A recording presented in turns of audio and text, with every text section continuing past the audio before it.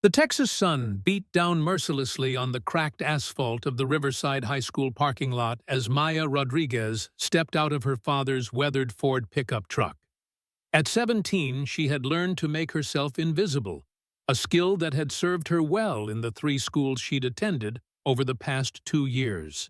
Her long, dark hair was pulled back in a simple ponytail, and her clothes were deliberately unremarkable: faded jeans, a plain gray t-shirt, and worn sneakers that had seen better days. "Remember what we talked about, Mija," her father Rafael said through the open window, his voice carrying the weight of too many fresh starts and broken promises. "Keep your head down, make no trouble, and don't let anyone know what you taught me." Maya finished, her voice tinged with the exhaustion that came from hearing the same speech at every new school. "I know, Papa." Raphael's weathered face softened slightly. Once those hands gripping the steering wheel had been insured for $1 million each. Once crowds had chanted his name in packed arenas from Mexico City to Las Vegas. Now they were calloused from construction work and stained with motor oil from the auto shop where he worked nights to make ends meet. "It's different this time," he said, though they both knew he'd said those words before. "Riverside is a good town. Small, quiet. We can build something here." Maya nodded, shouldering her worn backpack. "I'll see you tonight, Papa." As the truck pulled away, leaving a small cloud of dust in its wake, Maya turned to face Riverside High School. The building was typical of small Texas towns' single-story brick construction, with a flagpole out front and a sign that proudly proclaimed, "Home of the Fighting Eagles." Students were already gathering in the parking lot, their voices creating a familiar buzz of teenage energy that Maya had learned to navigate carefully. She made her way toward the main entrance, keeping her eyes down and her movements purposeful. The key to surviving a new school was to avoid attention entirely, at least until you figured out where you fit in the ecosystem.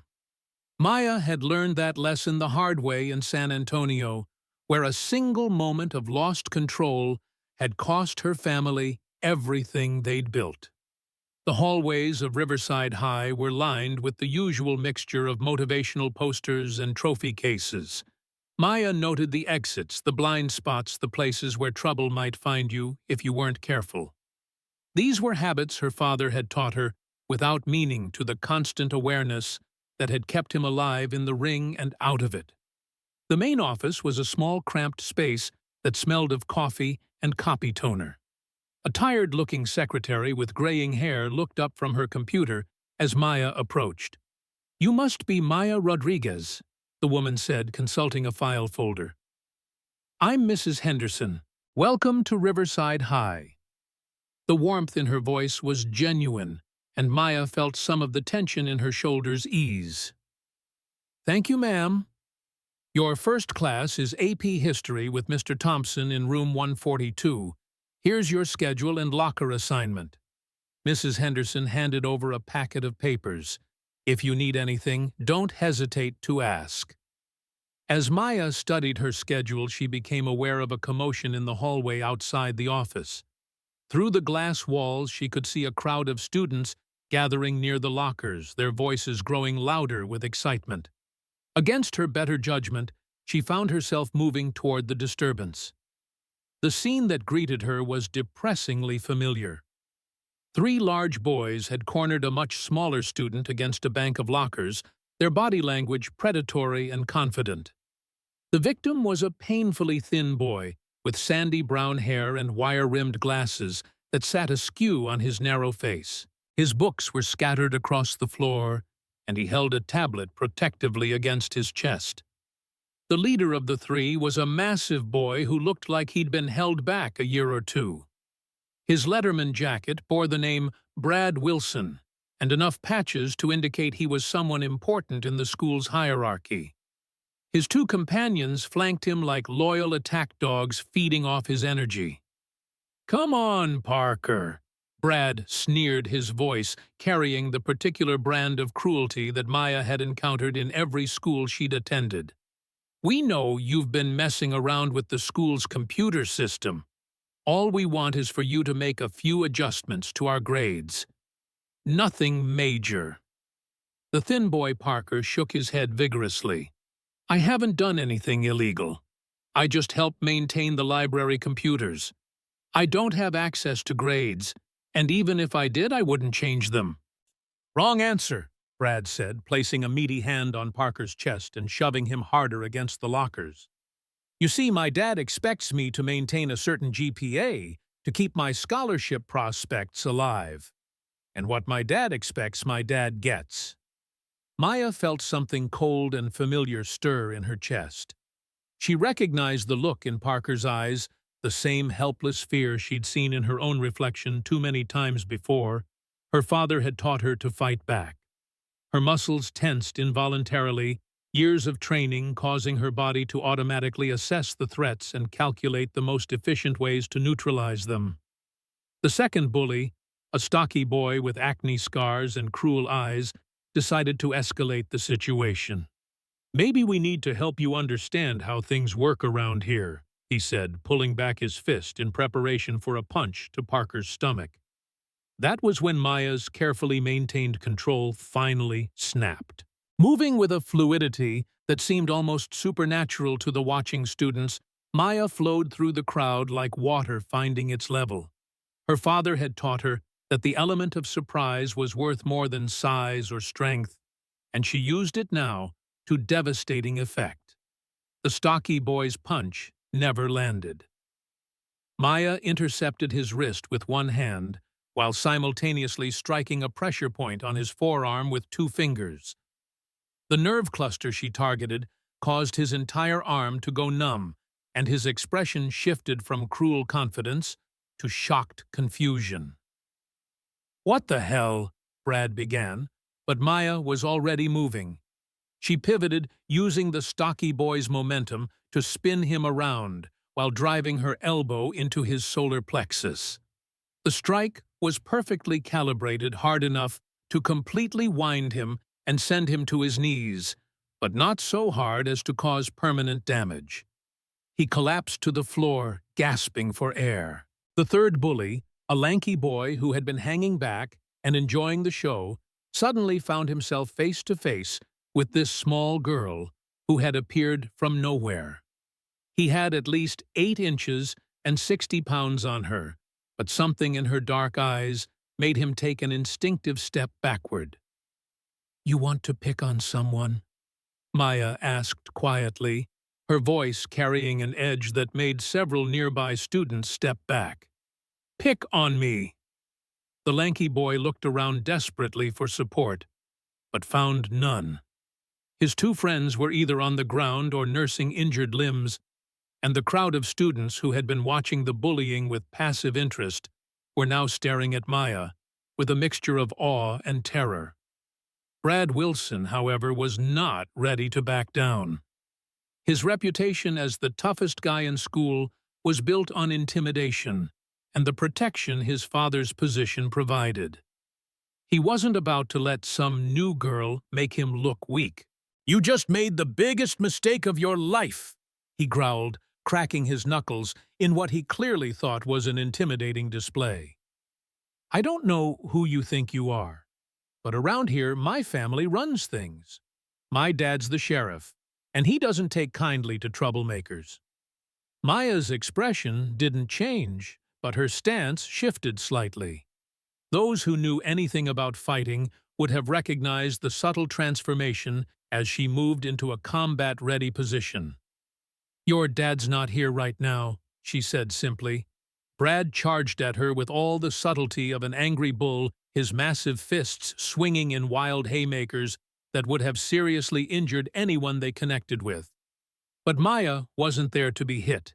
She moved like smoke slipping between his punches, with an economy of motion that spoke of thousands of hours of training. As Brad's momentum carried him past her, Maya struck. Her first blow was a precise uppercut to his floating ribs, causing him to double over in pain. Before he could recover, she swept his legs with a technique that sent him crashing to the floor, with a sound that echoed through the hallway. The lanky boy, seeing his leader defeated so easily, decided that discretion was the better part of valor, and began backing away. But Maya wasn't finished. "Where are you going?" she asked, her voice carrying a note of genuine curiosity. "Weren't you just enjoying watching your friends hurt someone who couldn't fight back?" "Look, I didn't actually do anything," the boy stammered. "I was just standing here." "Standing here and doing nothing while someone was being hurt," Maya corrected. "That makes you just as guilty." She moved toward him with the same fluid grace she had displayed throughout the fight, and the boy panicked. He swung a desperate punch at her face, putting all his weight behind it, in a last-ditch effort to save himself. Maya caught his wrist effortlessly, her small hand closing around it like a steel trap. With a slight twist that applied pressure to exactly the right point, she forced him to his knees.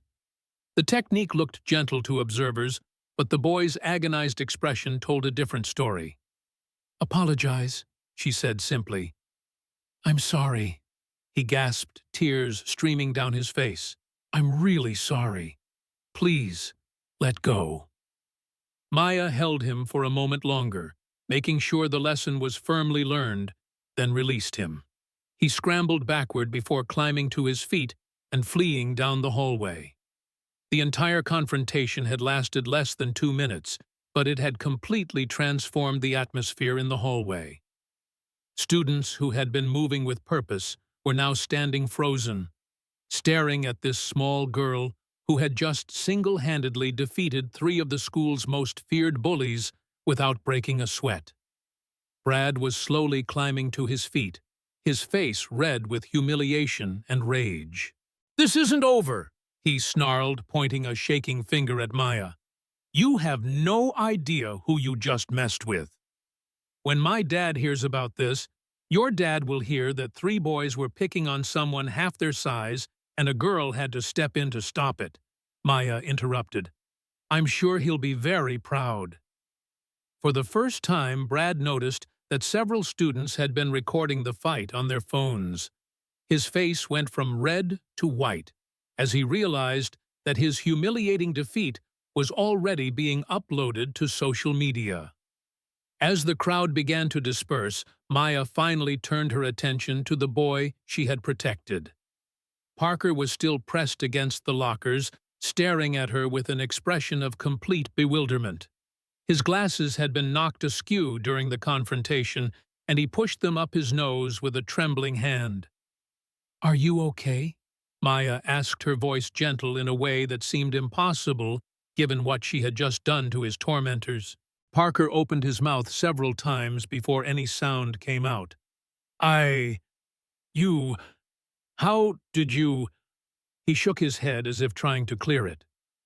"Thank you," he finally managed to whisper. Maya knelt down and began gathering his scattered books, noting the titles Advanced Calculus Computer Programming Physics and what appeared to be a book on electrical engineering. "You're taking some serious courses," she observed. "Most people think it's weird," Parker said, his voice growing stronger as he focused on something familiar. "That I study this stuff instead of, normal things." "I think it's impressive," Maya said sincerely, handing him the books. "I'm Maya Rodriguez, by the way. I just transferred here." "Ethan Parker," he replied automatically, then seemed to realize what he had said. "But you probably already figured that out from Brad yelling my name while he threatened me." Maya's expression darkened slightly at the reminder of the bullying. "Has that been going on for long?" Ethan adjusted his glasses nervously. "Pretty much since I started here 2 years ago. Brad and his friend think they own the school because their families run the town. And they kind of do, honestly." "Not anymore," Maya said with quiet confidence that sent a shiver down Ethan's spine. The warning bell rang, indicating that first period was about to begin. Students began moving more urgently toward their classrooms, and Maya realized she was about to be late for her very first class. "I have to get to AP History," she said, checking her schedule. "Room 142. Ethan's face lit up. That's my first period, too. Mr. Thompson is actually really cool, even though his class is super hard. I can show you the way, if you want. As they walked together through the hallways, Maya became acutely aware of the stares following them. Word of the fight was already spreading, and she could hear whispered conversations that stopped abruptly when she looked in their direction. "Everyone's looking at us," Ethan murmured nervously. "Let them look," Maya replied. "Maybe seeing you with someone who stood up for you will make them think twice before they decide to mess with you again." They reached room 142 just as the final bell was ringing. Mr. Thompson, a middle-aged man with kind eyes and graying hair, looked up from his desk as they entered. "Ah, you must be our new student," he said with a warm smile. "Maya Rodriguez, correct, welcome to AP History." "Thank you, sir," Maya replied, grateful for the normalcy of the interaction. "Ethan, would you mind showing Miss Rodriguez to an empty seat?" Ethan led her to a desk near the back of the classroom, and Maya was grateful for the relative anonymity it provided. However, she quickly realized that anonymity was going to be impossible after what had happened in the hallway.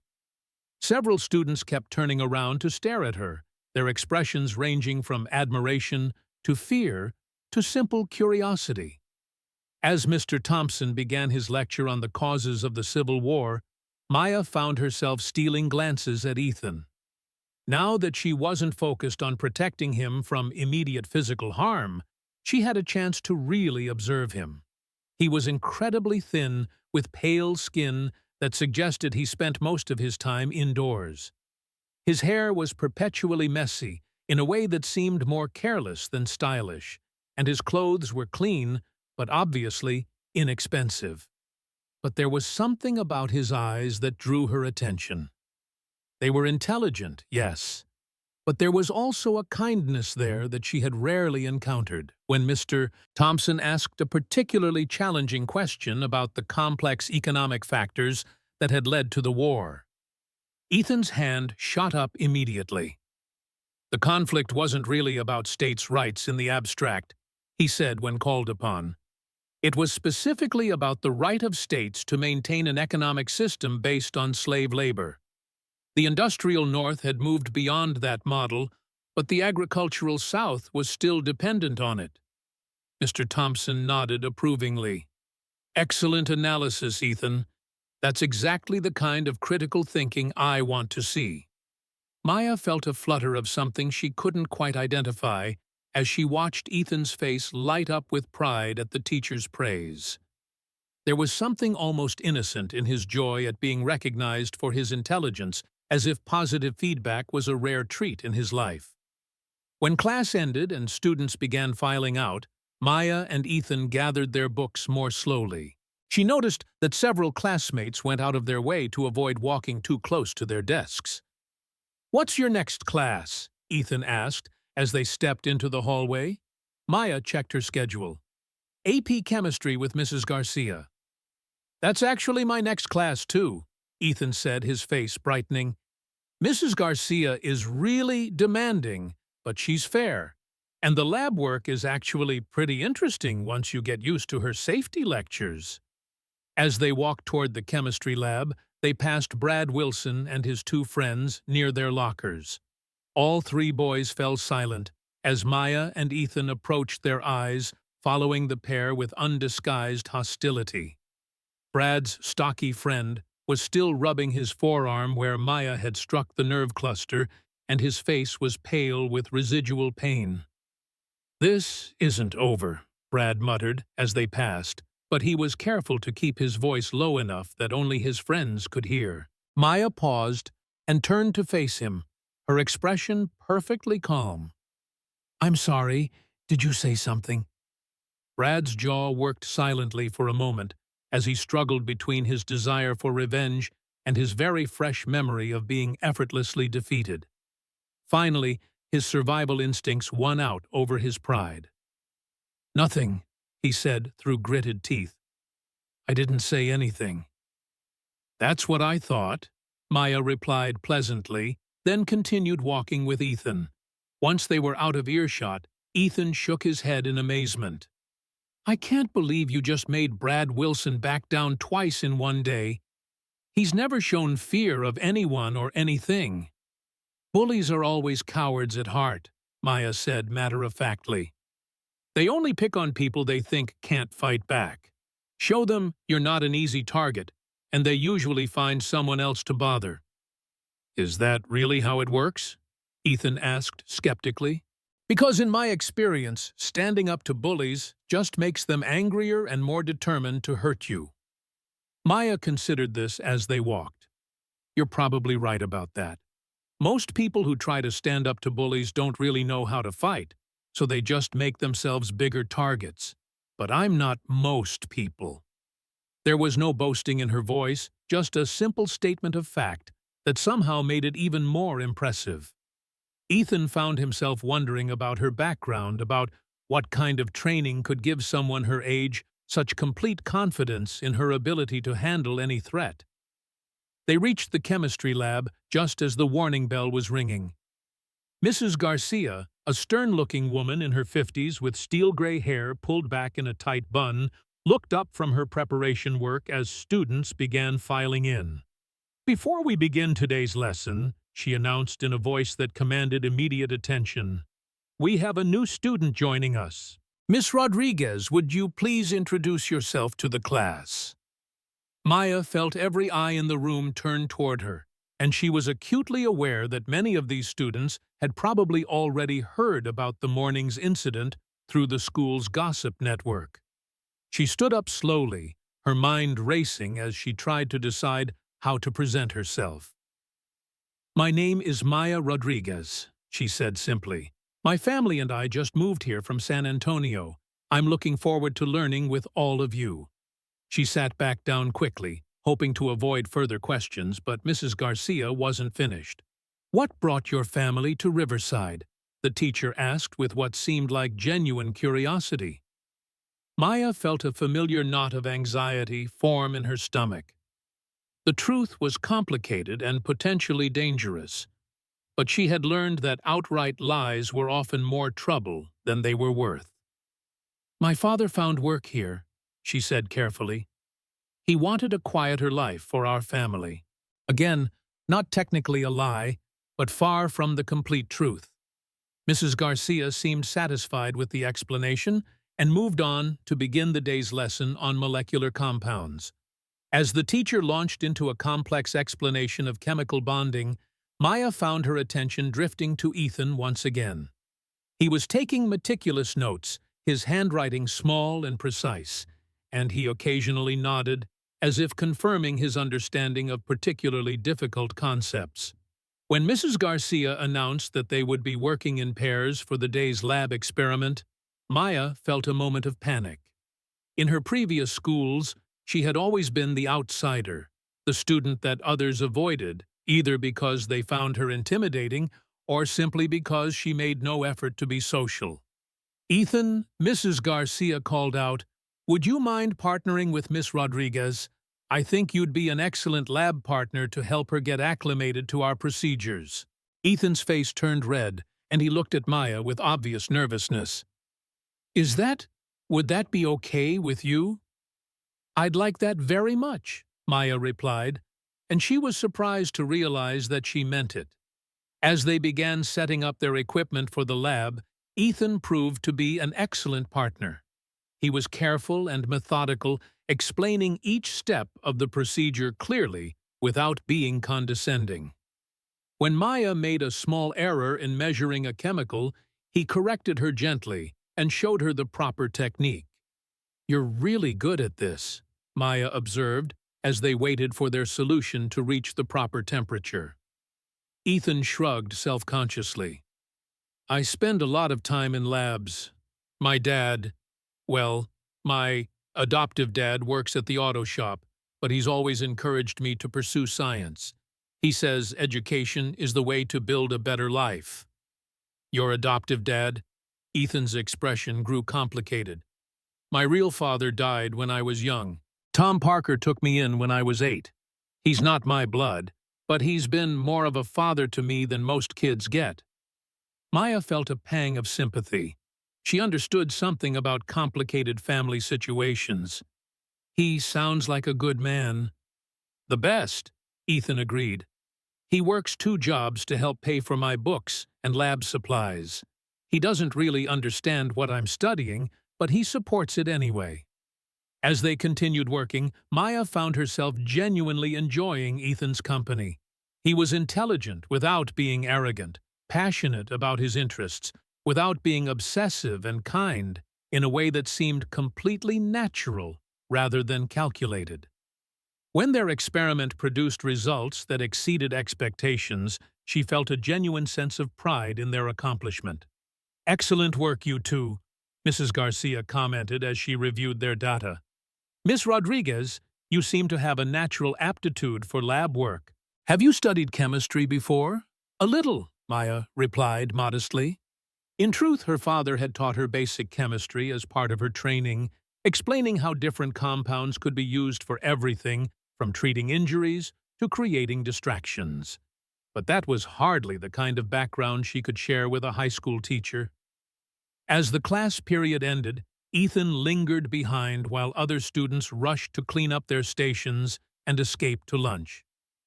"Thank you," he said quietly as they finished putting away their equipment. "For what?" Maya asked, genuinely puzzled. "For everything. For helping me with Brad this morning. For being my lab partner. For actually listening when I talk about science. Most people think I'm just a boring nerd." Maya felt something twist in her chest, at the sadness in his voice. "You're not boring, Ethan. You're one of the most interesting people I've ever met." Ethan stared at her as if she had just spoken in a foreign language. "Really? Really?" she confirmed.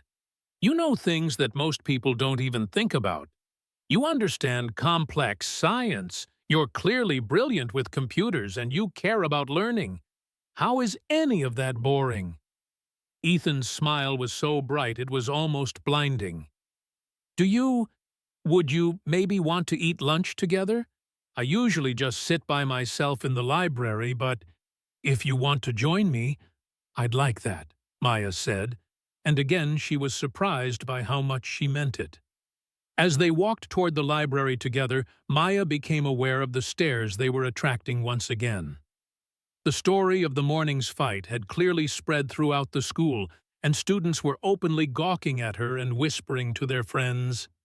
"Is it weird having everyone stare at you like that?" Ethan asked quietly. "I'm used to it," Maya replied, "though usually it's for different reasons." "What do you mean?" Maya hesitated, then decided that partial honesty was better than none at all. "In my old schools, people stared because I was different, an outsider. I learned to just ignore it." "That must have been lonely," Ethan said with obvious sympathy. "It was," Maya admitted, "but I learned to be okay with being alone. Sometimes it's easier than trying to fit in with people who don't really want you around." Ethan nodded thoughtfully. "I know exactly what you mean. Sometimes I think it would be easier if I just accepted that I'm always going to be the weird kid who doesn't fit in anywhere." They had reached the library, a spacious room filled with tall windows that let in plenty of natural light. Ethan led her to a table in a quiet corner far from the few other students who had chosen to spend their lunch period studying. As they ate their lunches, Ethan had brought a carefully packed meal, while Maya had grabbed a sandwich from the cafeteria. They continued their conversation. "Can I ask you something personal?" Ethan said hesitantly. "You can ask," Maya replied. "I might not answer, but you can ask. This morning, when you fought those guys, you didn't seem scared at all. Most people would have been terrified, but you looked almost calm.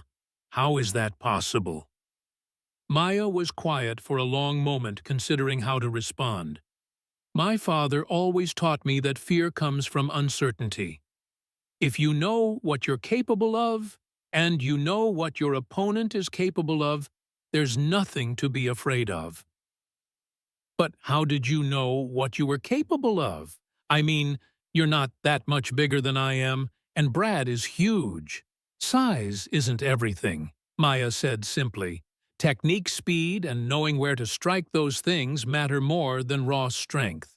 Ethan leaned forward, clearly fascinated. Where did you learn all that? Are there martial arts schools in San Antonio that teach kids to fight like that? Again, Maya found herself walking the line between truth and fiction. My father taught me. He believed that everyone should know how to protect themselves and the people they care about. Your father sounds like an amazing man. Maya's expression grew complicated. He is, but he's also... It's complicated. He taught me to fight, but he also made me promise never to use violence unless I absolutely had to. This morning was the first time I've broken that promise since we moved here. Why did you break it?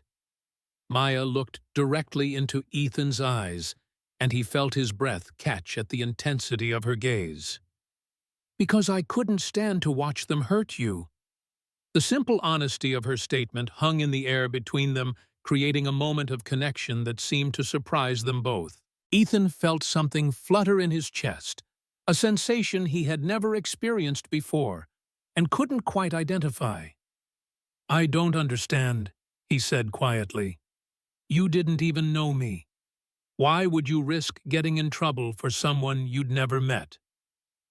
Maya considered the question seriously. I guess because you reminded me of myself when I was younger. Small, different, alone. But also because... She paused, struggling to find the right words. Because, when I looked at you, I saw someone worth protecting. Ethan's face turned red, and he looked down at his lunch to hide his reaction. No one had ever said anything like that to him before. In his 17 years of life, he had been called smart, weird, annoying, and a dozen other adjectives, but never worth protecting. That's the nicest thing anyone has ever said to me, he whispered. Before Maya could respond, they were interrupted by the arrival of Brad Wilson and his two friends. Despite his earlier humiliation, Brad had apparently decided that his reputation required him to make another attempt at asserting his dominance. Well, well, Brad said loudly, causing other students in the library to look up from their books. If it isn't the psycho new girl and her pet nerd having a romantic lunch in the library. The librarian, Mrs. Patterson, looked up from her desk with obvious annoyance. Mr. Wilson, this is a quiet zone. Please lower your voice or take your conversation elsewhere. Sorry, Mrs. P., Brad said with fake politeness. I was just welcoming our new student to Riverside High, making sure she understands how things work around here. Maya remained seated, but Ethan could see the subtle tension in her posture that suggested she was preparing for action.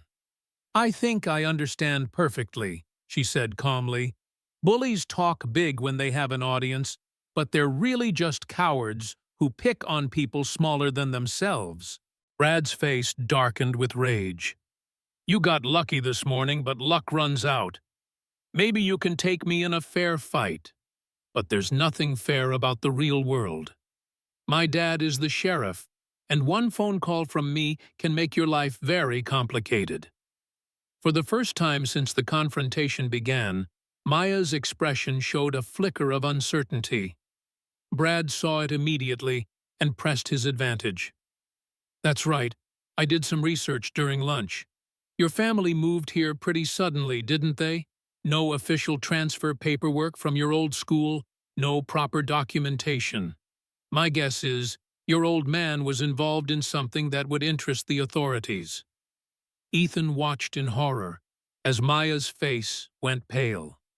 He didn't understand the specifics of what Brad was threatening, but he could see that the bully had found a way to hurt her that physical violence never could. Leave her alone, Ethan said, standing up from his chair despite the tremor of fear in his voice.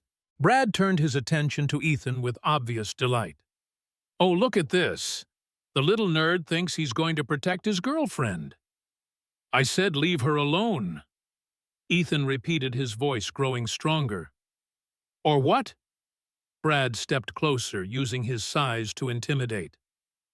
You'll have your psycho girlfriend beat me up again. Except she can't, because now I know how to hurt her, where it really counts. That was when Ethan did something that surprised everyone, including himself. He stepped between Brad and Maya, spreading his arms protectively, despite the fact that he was obviously terrified. If you want to threaten her family, you'll have to go through me first, he said. Brad laughed, but there was less humor in it than there had been moments before. You've got guts, Parker. I'll give you that. Too bad I'm about to rearrange them. He pulled back his fist to deliver a devastating punch to Ethan's unprotected stomach, but the blow never landed. Moving faster than any of them could follow, Maya had risen from her chair and caught Brad's wrist in an iron grip. I told you what would happen if you tried to hurt him, she said quietly. Brad tried to pull free, but Maya's grip was like a steel trap. Let go of me, you crazy! His words were cut off as Maya applied pressure to a specific point on his wrist, causing excruciating pain to shoot up his arm. He dropped to his knees, his face contorting with agony. Here's what's going to happen, Maya said in a voice so calm it was almost conversational. You're going to leave Ethan alone. You're going to leave me alone. And you're going to forget whatever threats you think you can make about my family. You can't, Brad gasped. I can, Maya interrupted, because while you were doing research on my family, I was learning about yours. Your father isn't just the sheriff. He's also been skimming money from the drug seizure fund. Your mother's been having an affair with her tennis instructor for 2 years. And you've been selling stolen car parts out of your garage. Brad's face went white. How did you— I'm very good at finding information when I need to, Maya said simply. So here's the deal, you stay away from us and I stay quiet about what I know. But if you ever threaten Ethan or his family again, if you ever try to use your connections to hurt innocent people, I'll make sure every piece of evidence I've gathered finds its way to the state attorney general's office. She released his wrist, and Brad scrambled backward across the library floor. His 2 friends, who had been watching the entire exchange in terrified silence, helped him to his feet. This isn't over, Brad said, but there was no conviction in his voice. Yes, it is, Maya replied with finality. And deep down you know it.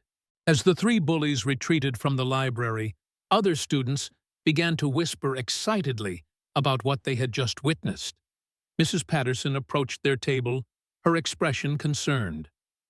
Miss Rodriguez, while I appreciate that you were protecting yourself and Mr. Parker, I'm going to have to report this incident to the principal's office. I understand, Maya said calmly. I'll take full responsibility for my actions.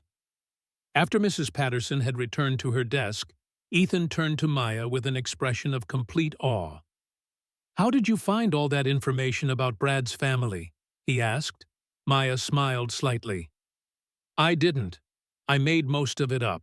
But guilty people always assume you know more than you actually do, so they fill in the blanks themselves. Ethan stared at her in amazement. You're incredible. I'm in trouble, Maya corrected. Mrs. Patterson is going to report this, and the principal is going to call my father. He's going to be furious that I fought again. But you were protecting me, Ethan protested. Surely he'll understand that. Maya shook her head sadly. You don't understand. My father made me promise to never fight again no matter what. He believes that violence always leads to more violence, and that there's always another way to solve problems. Maybe he's right, most of the time, Ethan said thoughtfully, but some problems can only be solved by people who are willing to stand up and fight. What you did this morning and just now, that wasn't violence for its own sake. That was protecting someone who couldn't protect himself. Maya looked at him with surprise. You really believe that— I know it, Ethan said firmly, Before today, I was invisible. People ignored me at best and tortured me at worst. But for the first time in my life, someone stood up for me. Someone thought I was worth protecting. That means everything to me." The sincerity in his voice made Maya's chest tighten with an emotion she couldn't quite identify. She had spent so long believing that her father's way was the only way, that violence was always wrong, regardless of the circumstances. But looking at Ethan's face, seeing the gratitude and admiration in his eyes, she began to wonder if maybe there were exceptions to every rule. "Thank you," she said quietly, "for standing up for me with Brad. You didn't have to do that." "Yes, I did," Ethan replied, "because for the first time in my life, I have someone worth protecting too." The lunch bell rang, signaling the end of the period. As students began filing out of the library, Maya and Ethan gathered their belongings more slowly. "What's your next class?" Ethan asked. "AP English with Ms. Foster," Maya replied, checking her schedule. Ethan's face fell slightly. "I have computer programming, but maybe I'll see you after school." "I'd like that," Maya said, and she meant it more than she had ever meant anything in her life. As they parted ways in the hallway, Maya found herself thinking about Ethan's words. Maybe her father would understand that some fights were worth having, especially when they were fought to protect innocent people. But even if he didn't understand, even if there were consequences for her actions, she realized that she didn't regret what she had done. For the first time since arriving in Riverside, she had found someone worth fighting for.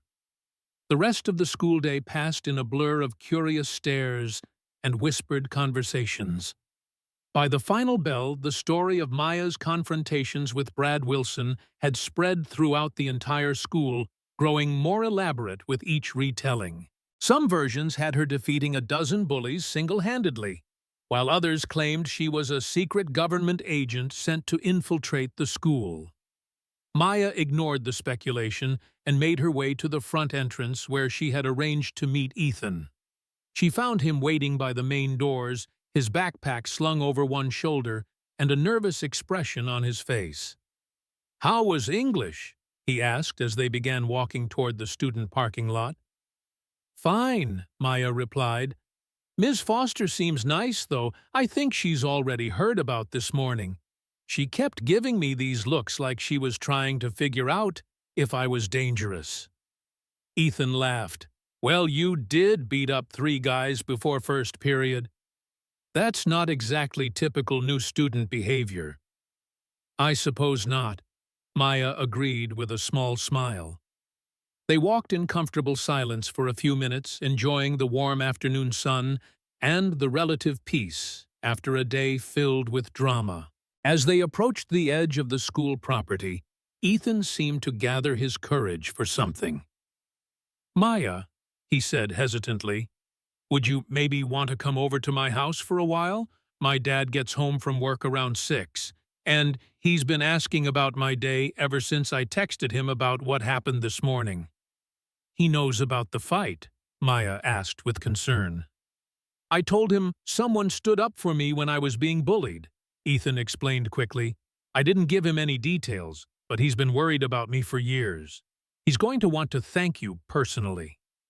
Maya felt a flutter of nervousness at the prospect of meeting Ethan's father. In her experience, parents were often less accepting of her than their children were, especially when they learned about her tendency to solve problems with violence. "I don't know," she said uncertainly. "What if he doesn't like me?" Ethan stopped walking and turned to face her. "Are you kidding? You're smart kind, and you protected his son from bullies. He's going to love you." The confidence in his voice was reassuring, and Maya found herself boarding before she could think too hard about all the ways the meeting could go wrong. "Okay," she said, "but I should probably call my father and let him know where I'll be." Ethan's face lit up with excitement. "Really? You'll come over?" "I said, okay, didn't I?" Maya replied, but she was smiling as she said it. As they continued walking, Ethan began chattering nervously about his house, his father, and what they might do together. Maya found his enthusiasm endearing, and she realized that she was looking forward to seeing more of his world. What she didn't notice was the dark sedan that had been following them since they left the school, maintaining a careful distance but never losing sight of them. Inside the car, two men in expensive suits watched their every move with professional interest. "That's definitely her," the passenger said, studying a photograph on his tablet. "Maya Rodriguez, daughter of Rafael El Martillo Rodriguez. She's supposed to be as dangerous as her father." The driver nodded grimly. "The boss wants them both found and dealt with.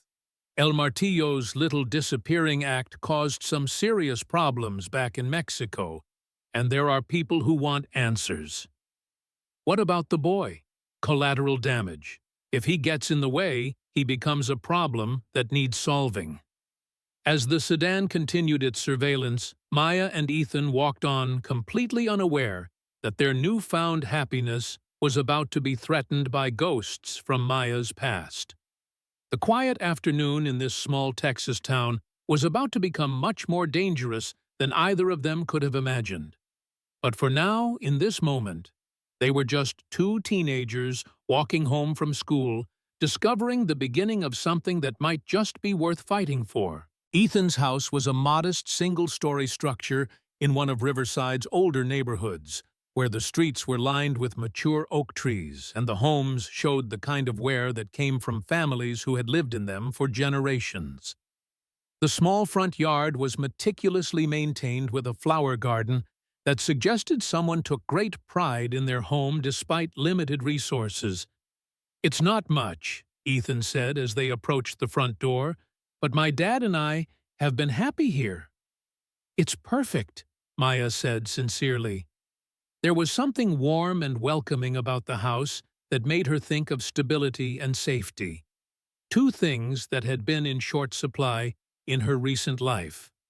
Ethan fumbled with his keys for a moment before managing to unlock the door. As they stepped inside, Maya was immediately struck by the lived-in atmosphere. The living room was filled with comfortable furniture that showed signs of regular use, and the walls were covered with photographs of Ethan at various ages, often accompanied by a man who was obviously his adoptive father. "Dad won't be home for another hour," Ethan said, setting down his backpack. "Would you like something to drink? We have soda juice water." "Water would be great," Maya replied, following him into the kitchen. The kitchen was clearly the heart of the home, with a large table that served as both eating area and homework space. Science textbooks were stacked neatly on one end, while the other end held what appeared to be a partially disassembled computer. "I've been working on upgrading our system," Ethan explained, noticing her gaze. "Dad bought me this old computer at a garage sale, but I've been slowly replacing the components to make it faster." Maya studied the carefully organized components with interest. "You built this yourself?" "Mostly," Ethan said with a modest shrug. "I started learning about computers when I was 12. Dad thought it might be a useful skill, and he was right. I do repair work for some of the local businesses, now helps pay for my books and lab supplies." As Ethan got her water, Maya studied the photographs on the refrigerator.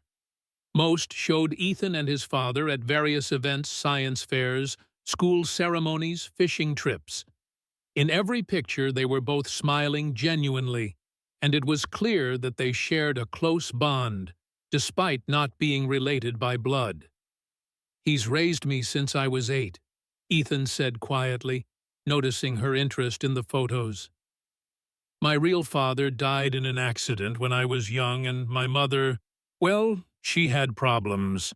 Tom Parker didn't have to take me in, but he did. He's been everything I needed, parent, friend, protector." The love and admiration in his voice when he spoke about his adoptive father made Maya's chest tight with emotion. She thought about her own relationship with her father which had become strained and complicated since they'd fled Mexico. There had been a time when they were close, when he was her teacher and protector, rather than a man haunted by his past mistakes. "What about your parents?" Ethan asked gently. "You mentioned your father taught you martial arts, but you seem sad when you talk about him." Maya was quiet for a long moment, considering how much to reveal. "My father and I used to be very close. He taught me everything: how to fight, how to think strategically, how to protect myself and others. But when we came to Texas, something changed. He became distant, almost cold. He made me promise never to fight again, and when I broke that promise today—" She trailed off, unable to finish the thought. "He'll be disappointed," Ethan guessed. "Disappointed," Maya corrected, "which is somehow worse than angry." Ethan moved closer to her, his expression serious. "Maya, what you did today wasn't wrong. You protected someone who couldn't protect himself, and you didn't hurt anyone more than necessary. If your father can't see that, then maybe the problem isn't with what you did." Before Maya could respond, they heard the sound of a car pulling into the driveway. Ethan's face lit up with a mixture of excitement and nervousness. "That's Dad," he said. "He must have gotten off work early." The front door opened, and they heard a man's voice calling out with obvious concern. "Ethan, you here, son? I got your text about what happened at school today." "In here, Dad," Ethan called back, his voice slightly higher than usual. A moment later, a man appeared in the kitchen doorway, and Maya immediately understood where Ethan had gotten his kind eyes. Tom Parker was a tall, lean man in his 50s, with graying hair and calloused hands that spoke of years of manual labor. He was wearing work clothes stained with motor oil, indicating that he had come straight from the auto shop. "Oh," Tom said, stopping short when he saw Maya. "Ethan, you didn't tell me we had a guest." "Dad, this is Maya," Ethan said quickly. "She's the one I told you about, the friend who helped me today." Tom's expression immediately shifted to one of warmth and gratitude. He wiped his hands on a shop rag and approached Maya with a genuine smile. "Maya," he said, extending his hand, "I can't thank you enough for what you did for my son. When he called me this afternoon and told me that someone had finally stood up for him." He paused, his eyes glistening with emotion. "Well, it's something I've been praying for years." "Mr. Parker, I just did what anyone should have done," Maya replied, shaking his hand and feeling the strength in his grip. "No, young lady," Tom said firmly. "Most people would have walked away. Most people would have decided it wasn't their problem. But you saw my son being hurt, and you chose to help. That says everything about your character." Ethan beamed with pride as his father praised Maya, and something warm unfurled in Maya's chest at seeing how happy her actions had made both of them. "I hope you'll stay for dinner," Tom continued. "I was planning to pick up some barbecue from Miller's to celebrate Ethan's good day. I'd love to get to know the girl who made my son smile for the first time in months." "I should probably call my father first," Maya said. "He'll be expecting me home." "Of course," Tom agreed. "Use our phone if you need to." Maya pulled out her cell phone and dialed her father's number, stepping into the living room for privacy. The phone rang several times before he answered. "Maya." His voice was tense, immediately alert. "Where are you? You should have been home an hour ago." "I'm at a friend's house," Maya said carefully. "His father invited me for dinner." There was a long pause. "A friend? You've been at that school for one day." "His name is Ethan Parker. Some other students were bothering him and I helped him out. We've been studying together, and his father wanted to thank me." Another pause, longer this time. "What do you mean you helped him out?" Maya's stomach clenched. This was the conversation she had been dreading all day. There were some boys picking on him. I made them stop. Maya, her father's voice was dangerously quiet. Please tell me you did not fight on your first day at a new school. Dad, they were hurting him. He's small and gentle, and they were 3 times his size. I couldn't just watch. You promised me, Raphael interrupted, his voice rising. You gave me your word that you would not fight no matter what. Do you have any idea what you've done? Do you understand the attention you might have drawn to us? I was careful, Maya protested. I only used enough force to stop them and come home, now. The line went dead.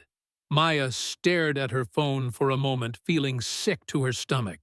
She had known this conversation was coming, but actually having it was worse than she had imagined. When she returned to the kitchen, Ethan and Tom immediately noticed her expression. Everything okay? Ethan asked with concern. I have to go home, Maya said quietly. My father wants me back immediately. Tom frowned. Is he angry about you being here? Because, if you'd like, I could call him and explain. No, Maya said quickly. Thank you, but it's not about being here. It's about what happened at school today. Ethan's face fell. He's angry that you helped me. He's angry that I fought, Maya corrected.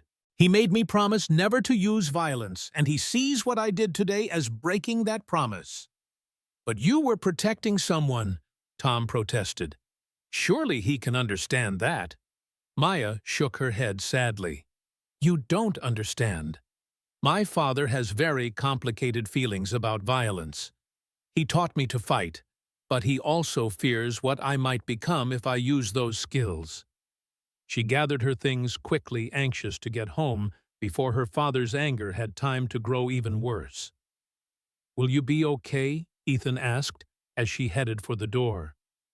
I'll be fine, Maya assured him, though she wasn't entirely sure that was true. I'll see you at school tomorrow. Maya, Tom called as she reached the front door. Whatever happens with your father, I want you to know that what you did today was right. You protected my son when no one else would, and I will never forget that kindness. The words followed Maya as she made her way home, walking quickly through the quiet suburban streets as the sun began to set. She tried to prepare herself for the confrontation that was waiting for her, but she knew there was no way to make this conversation easy. The house where she and her father lived was smaller than Ethan's, a rental property on the outskirts of town that they had chosen specifically because it was isolated and unremarkable. As she approached the front door, she could see her father's silhouette through the window pacing back and forth in their small living room. She took a deep breath and opened the door. Rafael Rodriguez was a man who commanded attention without trying.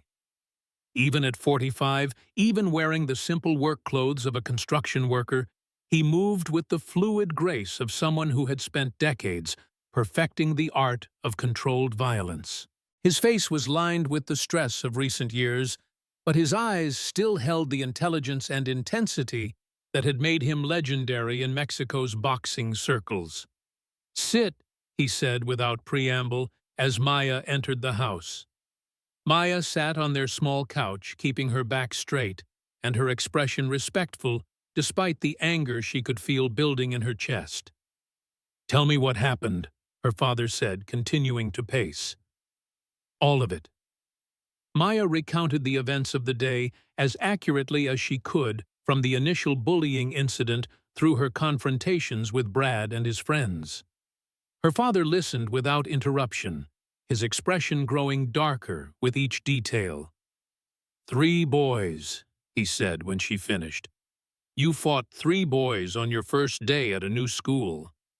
I defended someone who couldn't defend himself, Maya corrected. You broke your promise to me, Raphael shot back. You gave me your word that you would find another way to handle conflicts, that you would not use the skills I taught you unless your own life was in danger. What was I supposed to do? Maya demanded, her own anger finally breaking through. Stand there and watch them hurt an innocent person. Let them torture someone, just because fighting back might be inconvenient for us. Yes? Raphael exploded. That is exactly what you should have done. You should have walked away, found a teacher, called for help, anything except fighting. By the time I found a teacher, Ethan would have been seriously hurt, Maya argued. Those boys weren't playing around. They were enjoying hurting him. And that is tragic, Raphael said, his voice dropping to a dangerous whisper. But it is not our problem. We came to Texas to escape violence, not to perpetuate it. Maya stared at her father in disbelief. You taught me to fight specifically so I could protect people who couldn't protect themselves. You told me that with power comes responsibility, that those who can fight have an obligation to protect those who can't. That was before, Raphael said flatly. Before what? Before I realized what violence costs. Raphael finally stopped pacing and looked directly at her. Before I destroyed our lives and forced us to live like fugitives. You didn't destroy anything, Maya protested. You were defending yourself in a legal fight. It wasn't your fault that— Legal, Raphael laughed bitterly. Maya, nothing about what I did in Mexico was legal. The underground circuit, the money laundering, the connections to the cartels, none of it. I told myself I was just trying to provide for you after your mother died, but the truth is, I became addicted to the violence. I enjoyed hurting people. Maya felt the world tilt around her as she processed this revelation. You never told me any of that. Because I was ashamed, Raphael admitted. Because I realized that I had turned into exactly the kind of man I had originally learned to fight against. And because I saw that same potential for violence in you. I'm nothing like that, Maya said firmly. Today, I used exactly the amount of force necessary to stop those boys from hurting Ethan. I didn't enjoy it, and I didn't hurt them any more than I had to. Today, Raphael repeated. But what about tomorrow? What happens when someone pushes you a little harder, makes you a little angrier? What happens when controlling your temper becomes difficult? That won't happen, Maya insisted. It happened to me, Raphael replied quietly, and I was just as certain as you are that I would never lose control. They stared at each other across the small living room, the weight of years of unspoken history hanging between them. Finally, Maya broke the silence. So what are you saying, that I should just let people get hurt, because you're afraid I might turn into someone I'm not? I'm saying that we have a chance for a new life here, Raphael replied. A quiet life, a safe life, but only if we don't draw attention to ourselves. And if drawing attention to ourselves is the price of doing what's right. Raphael was quiet for a long moment. Then we pay that price and live with the consequences. But make no mistake, Maya, there will be consequences. There always are. As if summoned by his words, there was a knock at the front door. Father and daughter froze, looking at each other with sudden alarm.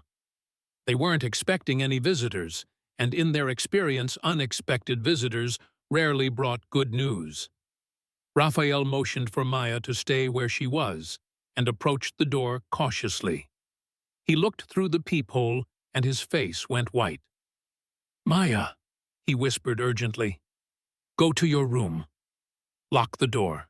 If you hear fighting, go out the window and run to the nearest police station. Dad, what's going on? Maya whispered back. Before he could answer, a voice called through the door in heavily accented English. Rafael Rodriguez, we know you're in there. Open the door, and we can discuss this like civilized men. Maya felt ice water flow through her veins as she recognized the accent.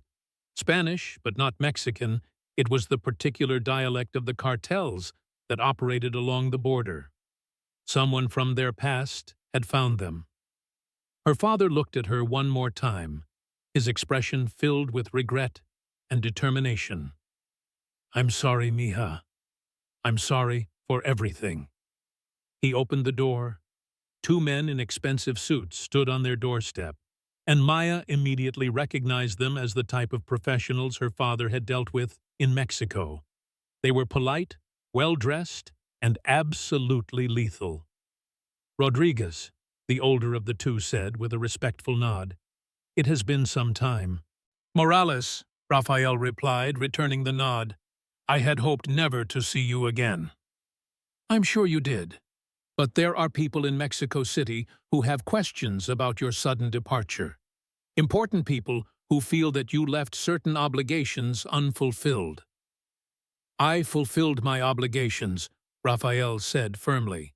"I fought when I was asked to fight, and I kept my mouth shut about things that were none of my business." "Ah, but that's where you're wrong," Morales replied with a cold smile.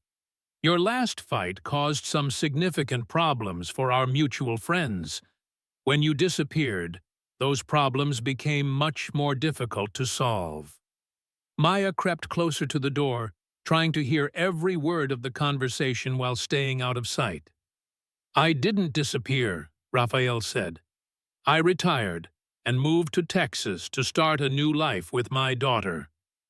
"Without informing anyone of your intentions," the younger man spoke for the first time.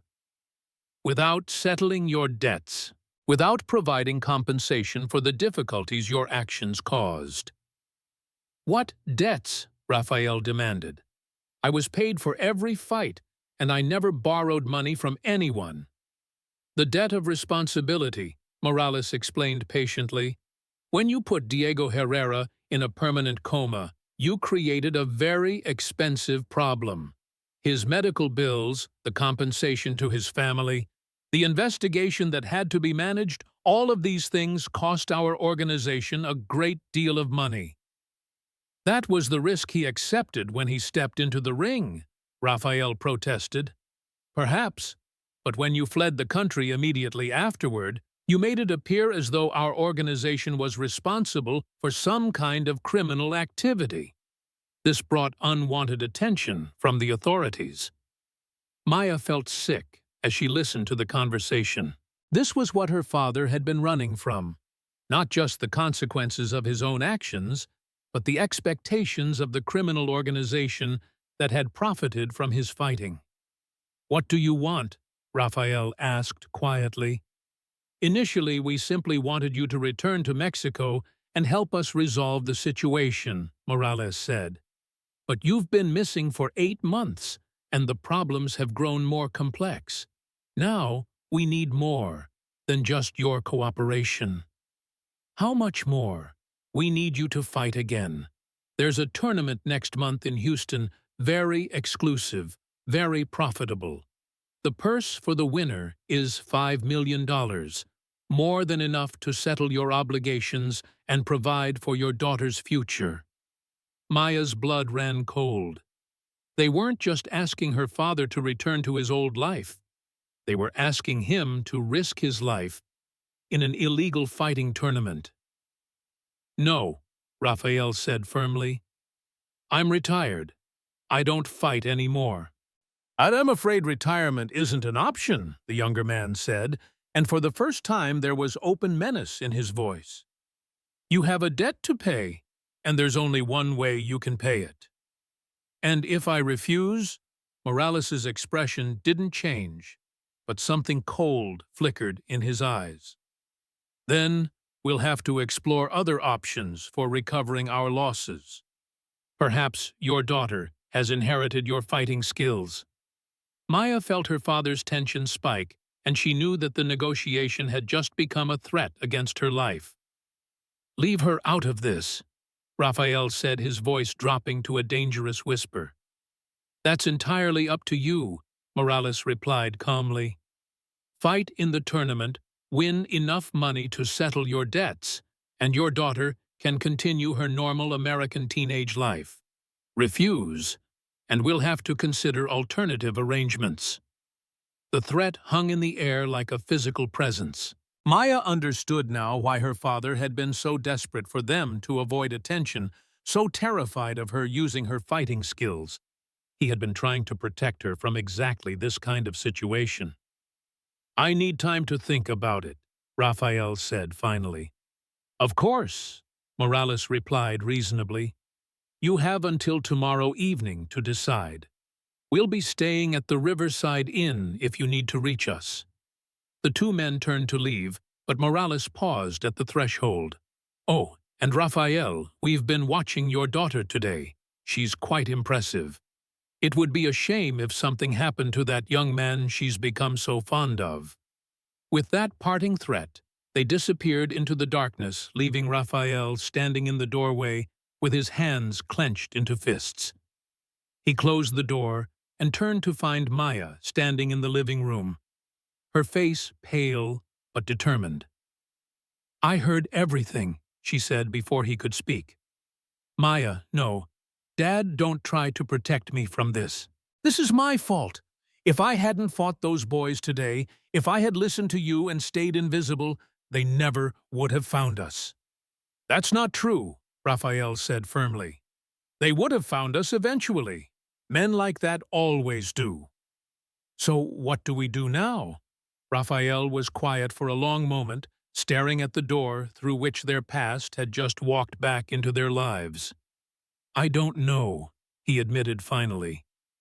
"If I fight in their tournament, I might die. If I don't fight, they'll hurt you or Ethan or both. Either way, our new life here is over." Maya moved to her father and took his hands in hers. "Then maybe it's time to stop running." "What do you mean?"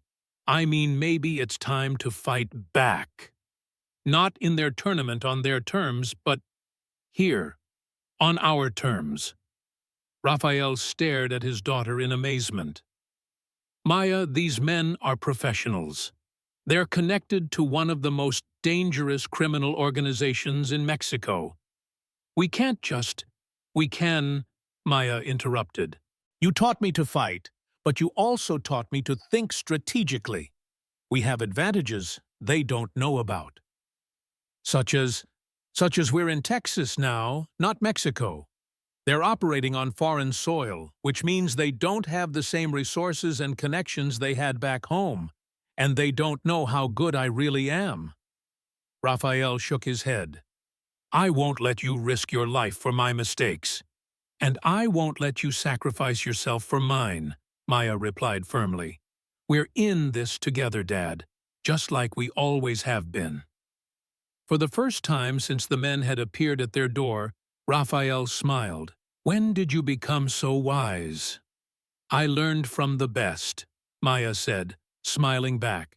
That night, as they sat around their small kitchen table, planning their response to the threat that had invaded their new life, Maya thought about Ethan and the conversation they had shared earlier about standing up for what was right, even when it was dangerous. Tomorrow, she would have to tell him that their friendship might have put him in danger. She would have to explain why she couldn't see him anymore, at least until this situation was resolved. But tonight, she and her father were united again for the first time since leaving Mexico. They had a plan, they had each other, and they had the skills to protect the innocent people who had become part of their lives. It was going to be dangerous. People might get hurt. But some things were worth fighting for, and sometimes fighting was the only way to protect the people you cared about. The next morning, Maya arrived at school early, hoping to catch Ethan before classes started. She found him in the computer lab, exactly where she expected him to be, hunched over one of the school's desktop computers with a cup of coffee that was obviously his breakfast. "You're here early," he said with a smile when he saw her approaching. "I was worried you might not come to school today after what happened with your father." Maya sat down across from him, her expression serious. "Ethan, we need to talk." The gravity in her voice immediately wiped the smile from his face. "What's wrong? Is everything okay?" "No," Maya said honestly. "Everything is not okay. Last night, some people from my father's past found us. Dangerous people. And they know about you." Ethan's face went pale. What do you mean they know about me? Maya explained the situation as clearly as she could, without revealing the full extent of her father's criminal connections. She told him about the men who had come to their house, about the threats they had made, and about the fact that they had been watching the school the previous day. So you see, she concluded, being around me puts you in danger. These people won't hesitate to hurt you if they think it will give them leverage over my father. Ethan was quiet for a long moment, processing what she had told him. When he finally spoke, his voice was steady, despite the fear she could see in his eyes. Are you going to stop being my friend because some criminals threatened me? The question caught Maya off guard. I'm trying to protect you. By abandoning me. Ethan shook his head firmly. Maya, yesterday you showed me what it feels like to have someone care enough to stand up for me. Today, you're telling me that you're going to walk away because things got difficult. Which version of you should I believe? This is different, Maya protested. These aren't school bullies. These are people who kill for a living. Then we'll have to be smarter than them, Ethan said simply. You don't think I'm going to let you face this alone, do you? Ethan's eyes were bright with determination. You protected me yesterday. Now it's my turn to help you. Maya stared at him in amazement. Ethan, you don't understand what you're saying. These people are dangerous. Yes, you mentioned that, Ethan replied. But they're also operating in unfamiliar territory, dealing with people they don't understand. That gives us advantages. What do you mean? Ethan smiled, and for the first time since she had met him, there was something almost fierce in his expression. I mean that you're not the only one in this town with hidden talents. Before Maya could ask what he meant, the warning bell rang, signaling that first period was about to begin. Ethan gathered his books quickly. Meet me in the computer lab during lunch, he said. There are some things about me that I haven't told you yet. As they walked to their first class together, Maya found herself looking at Ethan with new eyes. There had been something in his tone, something in the way he had spoken about having advantages over their enemies that suggested he was far more complex than she had initially realized. The morning classes passed in a blur of distracted attention and worried thoughts. Maya tried to focus on her lessons, but her mind kept drifting to the conversation with her father the night before, to the threats against Ethan, and to the cryptic comments Ethan had made about hidden talents. At lunch, she made her way to the computer lab, where she found Ethan already at work on one of the school's desktop computers. His fingers were flying over the keyboard with a speed and precision that suggested serious expertise. What are you doing? Maya asked, sitting down beside him. Research, Ethan replied without looking away from the screen. Tell me the names of the men who came to your house last night. Ethan, I don't think... Trust me, he interrupted. You told me their names were Morales and someone younger. Do you remember anything else about them? Maya described the two men as thoroughly as she could, including their clothes, their car, and the hotel where they said they were staying. As she spoke, Ethan's fingers never stopped moving across the keyboard. Here, he said, finally turning the screen so she could see it. Carlos Morales, age 48. Suspected member of the Herrera cartel. Wanted by the DEA for drug trafficking and money laundering. Maya stared at the screen in shock. How did you find that so quickly? The same way I've been tracking their movements since last night, Ethan replied with a slight smile. I'm very good with computers. How good? Ethan's smile widened. Good enough that the FBI has been trying to recruit me since I was 15. Maya felt her world tilt once again. What?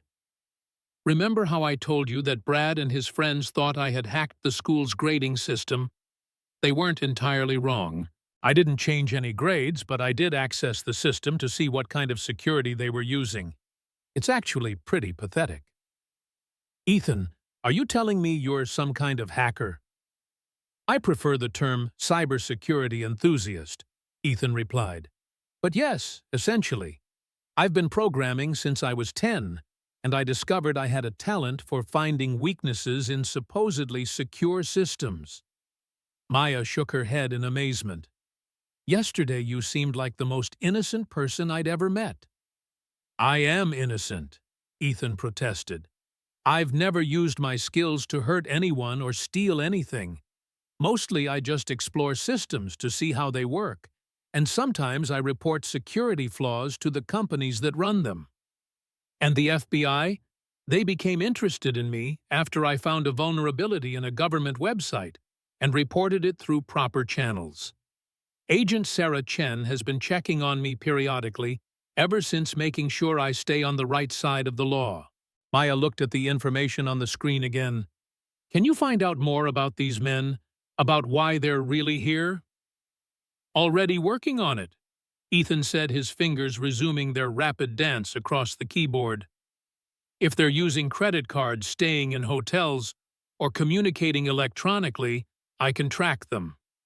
As Ethan worked, Maya found herself reevaluating everything she thought she knew about him. The quiet, gentle boy she had protected from bullies was also apparently a computer genius with connections to federal law enforcement. Found something, Ethan said after several minutes. Your friend Morales made several phone calls last night, all to the same number in Mexico. I managed to trace the recipient. How did you trace international phone calls? It's complicated, Ethan said dismissively. The important thing is who he was talking to. He pulled up another file. Eduardo Herrera, head of the Herrera cartel. From what I can tell, your father's situation is much more serious than you thought. Maya read the information on the screen, her heart sinking with each detail. The Herrera cartel was one of the most powerful criminal organizations in Mexico, with connections to everything from drug trafficking to human trafficking. There's more, Ethan continued. According to their communications, they're not just here for your father. They're planning to establish a permanent presence in this area. The tournament they mentioned is just the beginning. What do you mean? I mean, they're using your father's debt as an excuse to expand their operations into American territory. If he wins the tournament, they get credibility and connections in the underground fighting world. If he loses or refuses to fight, they eliminate him as a loose end and move forward with their plans anyway. Maya felt sick as the full scope of the situation became clear. So no matter what my father chooses, these people aren't going away. Not unless someone makes them go away, Ethan agreed grimly. Ethan, I can't ask you to get involved in this. These people are killers. You're not asking, Ethan replied firmly. I'm volunteering, and I'm not planning to get in a physical fight with them. That's your department. But I can help you gather information, track their movements, maybe even turn their own technology against them. Maya looked at this boy who had transformed from victim to ally in the span of 24 hours, and she felt something warm and powerful unfurl in her chest. Are you sure about this? She asked. Yesterday, you asked me why you should risk getting in trouble for someone you'd never met, Ethan replied. Today, I'm asking myself the same question, and I keep coming up with the same answer. Which is... Ethan turned to face her fully, his eyes bright with determination and something that might have been affection. Because you're worth protecting. And so is everyone else. These people might hurt if we don't stop them. As the lunch bell rang and students began filing into the computer lab for their afternoon classes, Maya and Ethan quickly closed their windows and gathered their things. But as they walked to their next class together, Maya felt something she hadn't experienced since leaving Mexico. Hope. She wasn't facing this threat alone anymore. She had an ally, someone who brought skills she didn't possess, and who seemed willing to risk everything to help her protect the innocent people who had become part of their lives. It was still dangerous. People could still get hurt. But for the first time since those men had appeared at her door, Maya believed they might actually have a chance to win. That afternoon, as the final bell rang and students began their exodus from Riverside High, Maya and Ethan met at their lockers to plan their next move. The school was buzzing with the usual end-of-day energy, but both of them were focused on more serious matters.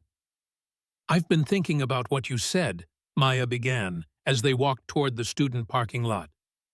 "About using their technology against them. What exactly did you have in mind?" Ethan glanced around to make sure no one was listening before answering. "Well, I've been monitoring their communications since lunch. They're staying at the Riverside Inn like they said, but they're also using the hotel's Wi-Fi for their phone calls back to Mexico. And hotel Wi-Fi is notoriously insecure," Ethan explained, "meaning I can intercept their communications, maybe even inject false information into their data streams. If we're careful, we could make them think your father has agreed to their terms while we figure out a more permanent solution." Maya was impressed, despite herself. "That's actually brilliant. How long would something like that take?" "If I could get close enough to their hotel room, maybe an hour to set up the necessary tools," Ethan replied. "The tricky part would be getting access without them noticing." "Leave that part to me," Maya said with a slight smile. "I'm very good at getting into places I'm not supposed to be." They had reached the edge of the school property when Maya noticed something that made her blood run cold. The same dark sedan she had seen briefly the night before was now sitting across the street from the school, its occupants clearly watching the students as they left for the day. "Ethan," she said quietly, grabbing his arm, "don't look around, but we're being watched." To his credit, Ethan didn't immediately turn to look for the surveillance team. Instead, he kept walking at the same pace while speaking in a low voice.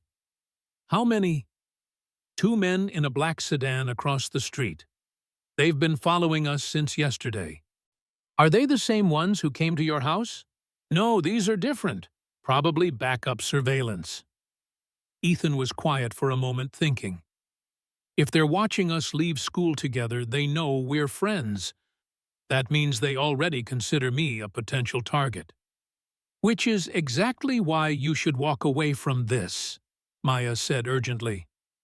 "It's not too late to—" "Yes, it is," Ethan interrupted firmly. "The moment they saw us together, I became part of this whether we like it or not. Our only choice now is whether we face it together or separately."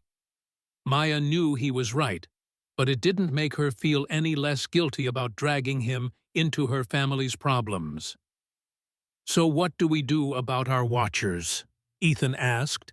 "We lose them," Maya replied with confidence. "Follow my lead." Instead of heading toward the main street where most students caught their buses or walked home, Maya led Ethan toward the back of the school building where a small parking lot served the teaching staff.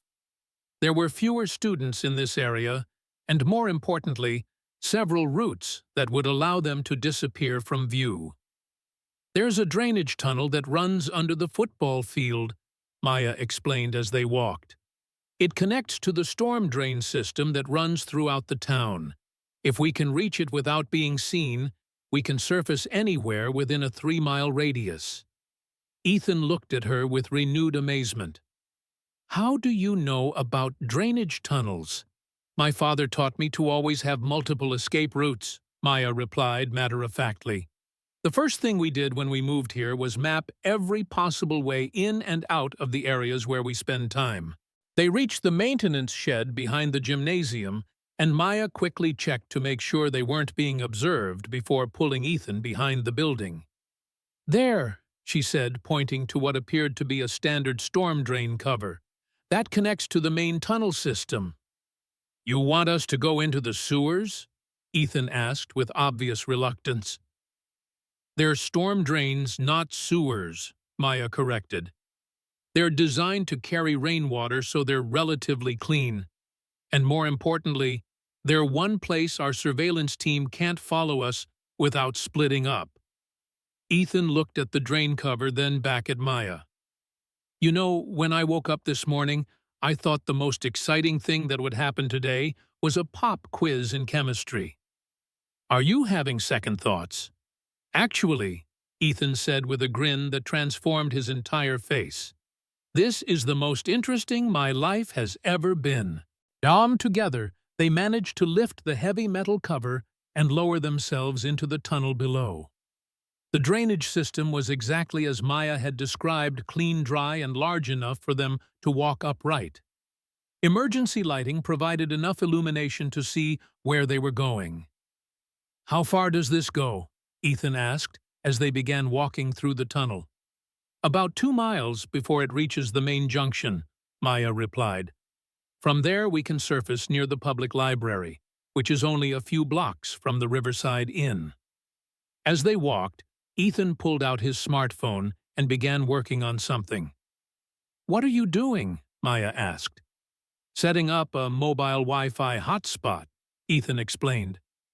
If we're going to intercept their communications, I'll need access to the internet to deploy my tools. You can do that from a storm drain.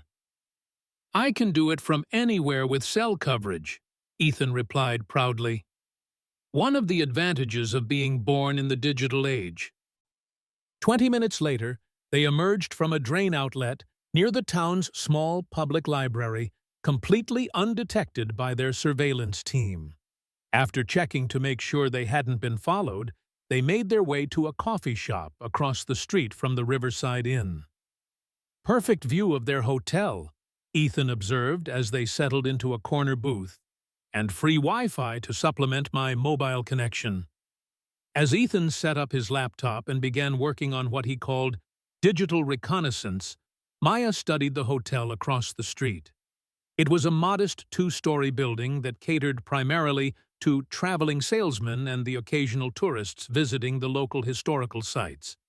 There, Ethan said, after several minutes of intense typing, I've accessed the hotel's guest registry. Morales and his associate are in rooms 237 and 238 second floor facing the parking lot. Any way to tell if they're in their rooms right now? Let me check their phone activity, Ethan replied, his fingers flying across the keyboard. Morales made a call about 10 minutes ago to the same Mexico number. The call lasted 12 minutes and ended just as we were sitting down here. So they're probably still in their rooms, most likely. But I'm also tracking the GPS on their rental car, and it hasn't moved since they arrived at the hotel yesterday. Maya was impressed by the speed and thoroughness of Ethan's work. What else can you tell me about them? Well, they've been very busy making reservations and appointments, Ethan said, reading from his screen. Tomorrow night they have dinner reservations at the most expensive restaurant in town, followed by what appears to be a meeting with someone called Wilson. Wilson? Maya frowned. As in Brad Wilson, the bully from school. I'm not sure, but it's possible. Let me see if I can find more details. Ethan's expression grew serious as he dug deeper into the intercepted communications. Oh, this is not good. What did you find? It looks like they're planning to use Brad and his friends as local muscle, Ethan said, his voice tight with concern. There are references to recruiting high school students for security work during the tournament. Maya felt cold anger settle in her chest. They're going to turn local kids into criminals. It gets worse, Ethan continued grimly. According to these messages, the tournament isn't just about settling your father's debt. They're planning to use it as a recruiting event for a new fighting circuit they want to establish on the Gulf Coast. Meaning, what exactly? Meaning they're planning to bring organized crime to our region permanently. The tournament is just the first step in a much larger operation. Maya stared across the street at the hotel, her mind racing with the implications of what Ethan had discovered. This wasn't just about her father's past anymore. It was about the future of their entire community. "We have to stop them," she said quietly. "I agree," Ethan replied. "But how? We can't exactly call the police and tell them that some Mexican businessmen are planning to start an illegal fighting tournament." "Maybe we can't call the police," Maya said thoughtfully. "But you mentioned that the FBI has been interested in your computer skills." Ethan's eyes widened as he understood what she was suggesting. "Agent Chen. She told me to call if I ever encountered anything related to organized crime or international trafficking." "Do you think she'd believe us? If I can provide her with the evidence I've gathered, absolutely," Ethan said with growing excitement. "Electronic communications, financial records, travel patterns, it's exactly the kind of intelligence the FBI uses to build cases against organized crime." "Then that's our next step," Maya decided. "But first, we need to get more information about this tournament and their recruitment plans." "What did you have in mind?" Maya smiled, and there was something dangerous in her expression. "I think it's time I had a conversation with Morales and his friend, face to face." "Maya, that's incredibly dangerous. Less dangerous than letting them destroy our town," she replied firmly. "Besides, I won't be going in there to fight. I'll be going to negotiate." "Negotiate what?" "A different kind of tournament," Maya said, her plan beginning to take shape. "One where the stakes are high enough to make them forget about recruiting local kids, and the outcome ensures they leave town permanently." Ethan stared at her with a mixture of admiration and terror. "What are you thinking?" "I'm thinking that if they want a fighter from the Rodriguez family, they should get one, but not the one they're expecting."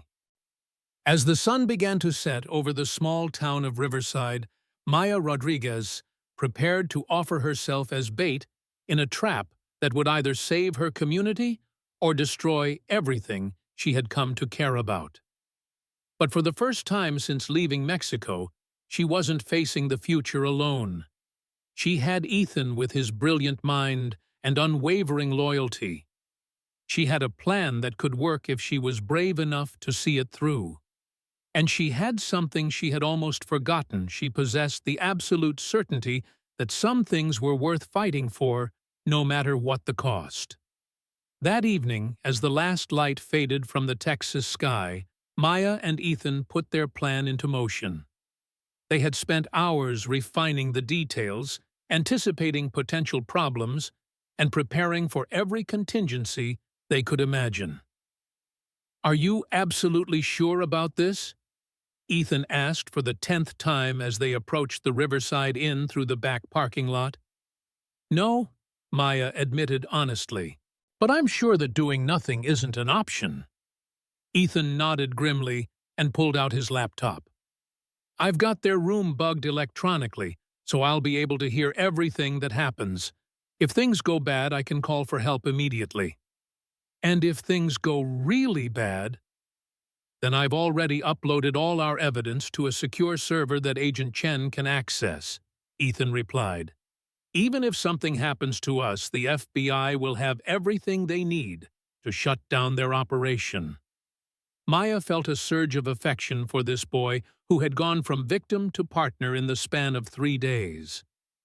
"Thank you, Ethan, for everything." "Thank me after we survive this," he replied with a nervous smile.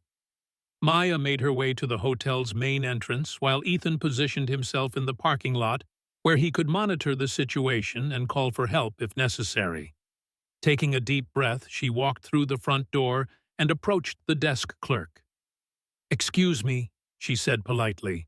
"Could you please call Mr. Morales in room 237? Tell him that Maya Rodriguez is here to see him." The desk clerk, a bored-looking teenager who was obviously working a part-time job, shrugged and picked up the phone. After a brief conversation, he hung up and looked at Maya with new interest. "He says to go right up. Room 237, second floor." Maya climbed the stairs slowly, using the time to center herself mentally, and prepare for what was likely to be the most important conversation of her life. When she reached room 237, she knocked firmly on the door. It opened immediately, as if Morales had been waiting right behind it. "Miss Rodriguez," he said with polite surprise, "this is unexpected. Please come in." The hotel room was standard business accommodations, but Morales had clearly made himself comfortable. His expensive suit jacket hung neatly on a chair, and several electronic devices were scattered across the small desk. "You're alone," Maya observed, noting that his younger associate was nowhere to be seen. "Martinez is handling some business across town," Morales replied, "but I'm perfectly capable of conducting this conversation by myself." "Good," Maya said, taking a seat in the room's single armchair. "Because what I have to say is meant for you specifically." Morales raised an eyebrow, but remained standing. "I'm listening." "You want a fighter from the Rodriguez family for your tournament?" Maya began without preamble. "I'm here to volunteer." For the first time since she had met him, Morales looked genuinely surprised. "I beg your pardon." "You heard me correctly.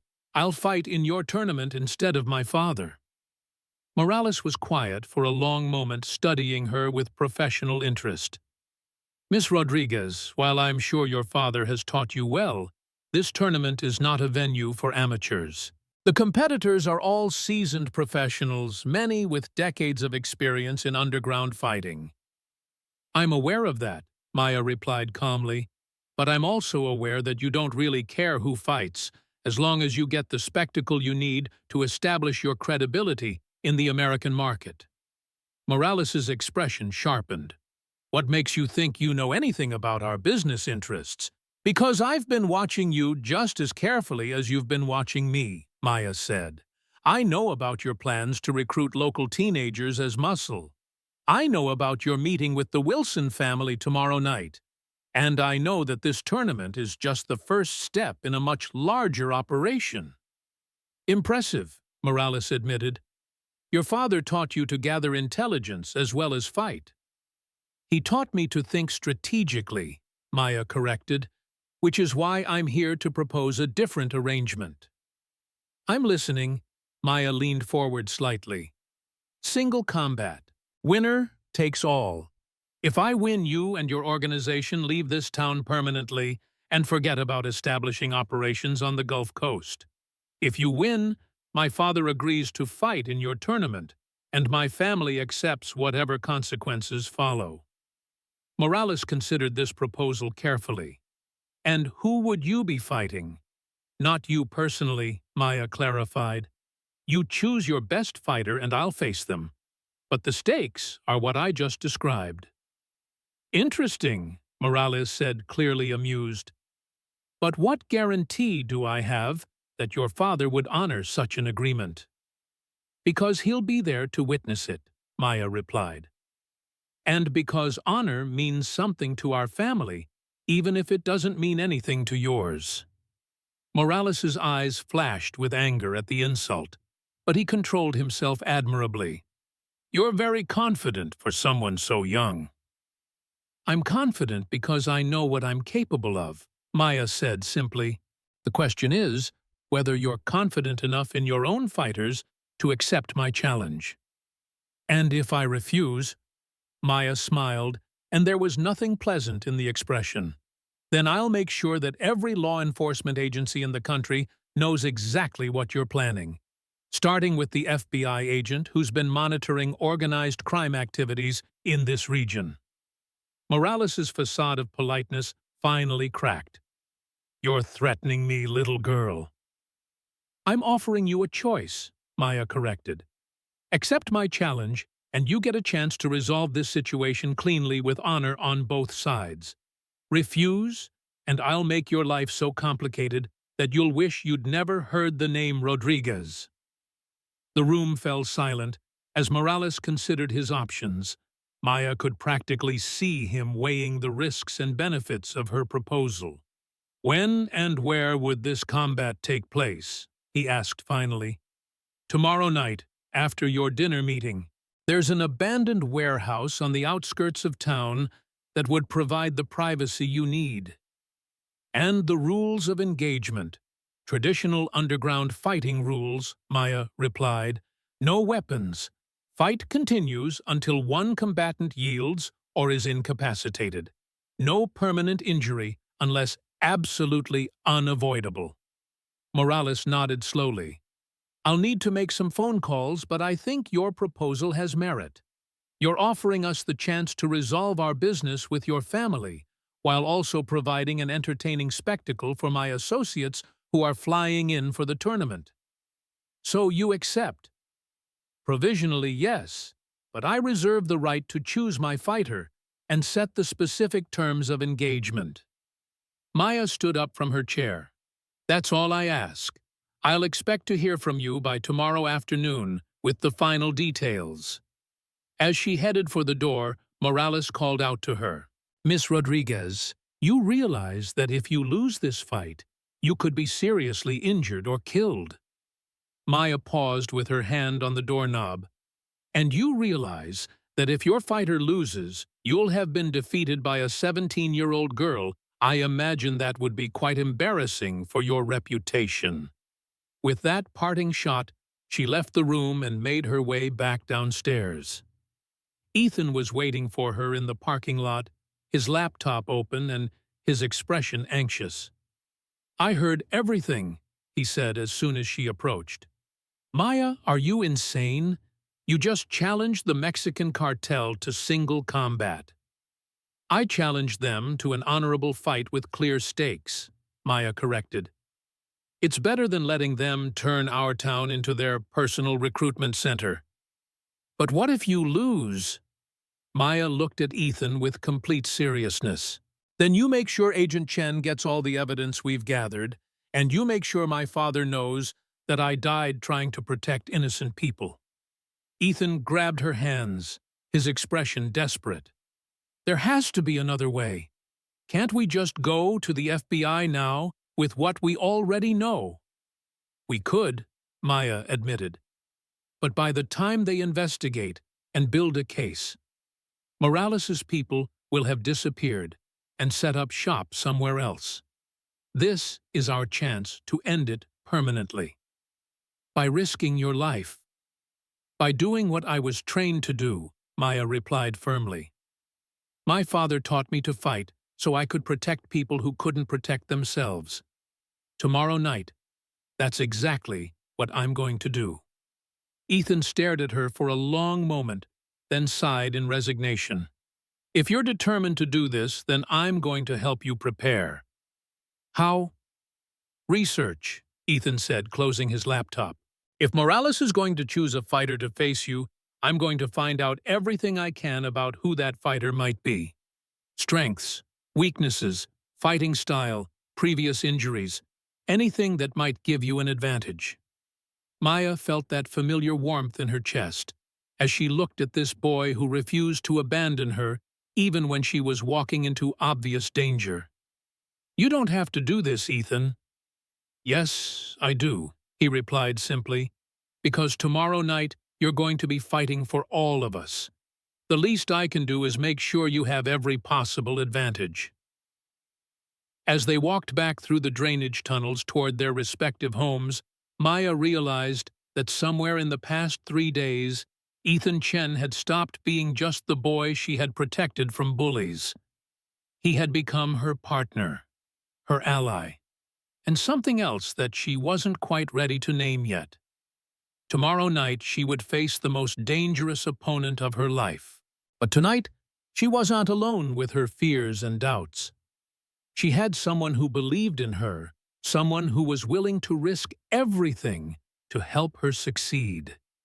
And for a 17-year-old girl who had spent most of her life feeling isolated and different, that made all the difference in the world. The next day at school passed in a strange blur of normalcy and anticipation. Maya attended her classes, took notes, and participated in discussions as if this were just another ordinary day. But underneath her calm exterior, every muscle in her body was tense with preparation for what was to come. Ethan, meanwhile, had thrown himself into research with the intensity of someone whose life depended on the outcome. During every free moment, he was hunched over his laptop, digging through databases and analyzing intelligence about potential fighters who might be brought in for the evening's confrontation. "I found something," he said urgently as they met in the library during lunch. "Morales made several calls to Mexico this morning, and I managed to intercept fragments of the conversations." "What did you learn?" "They're flying someone in specifically for tonight," Ethan said, pulling up files on his laptop. "Someone they're calling El Toro." He turned the laptop screen toward Maya, revealing a photograph of one of the largest human beings she had ever seen. The man in the picture appeared to be at least 6.5 feet tall, and probably weighed close to 300 pounds, all of it muscle. Miguel Sandoval, known in underground fighting circles as El Toro, Ethan read from the file. 34 years old, former heavyweight boxer, who was banned from professional competition for excessive violence.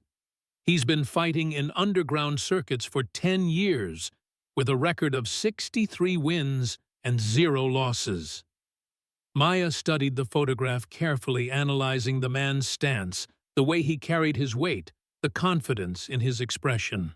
"What's his fighting style?" "Primarily boxing and close-quarters combat," Ethan replied. "He uses his size and strength to overwhelm opponents, usually ending fights within the first few minutes." "Weaknesses?" "Speed, apparently. Several of his fights went longer when he faced quicker opponents who could stay out of his reach. But he's never actually lost, so it's hard to say how he deals with adversity." Maya nodded thoughtfully. This was exactly the kind of opponent she had expected Morales to choose, someone whose reputation would make her defeat seem inevitable, adding to the humiliation when she lost. Except she wasn't planning to lose. "Anything else I should know?" she asked. Ethan hesitated. "There is one more thing. According to the medical records I was able to access, he was hospitalized 2 years ago after a fight where his opponent managed to land several strikes to his left knee. He recovered fully, but knee injuries in fighters that size never really heal completely." "That's useful information," Maya said, already beginning to formulate a strategy.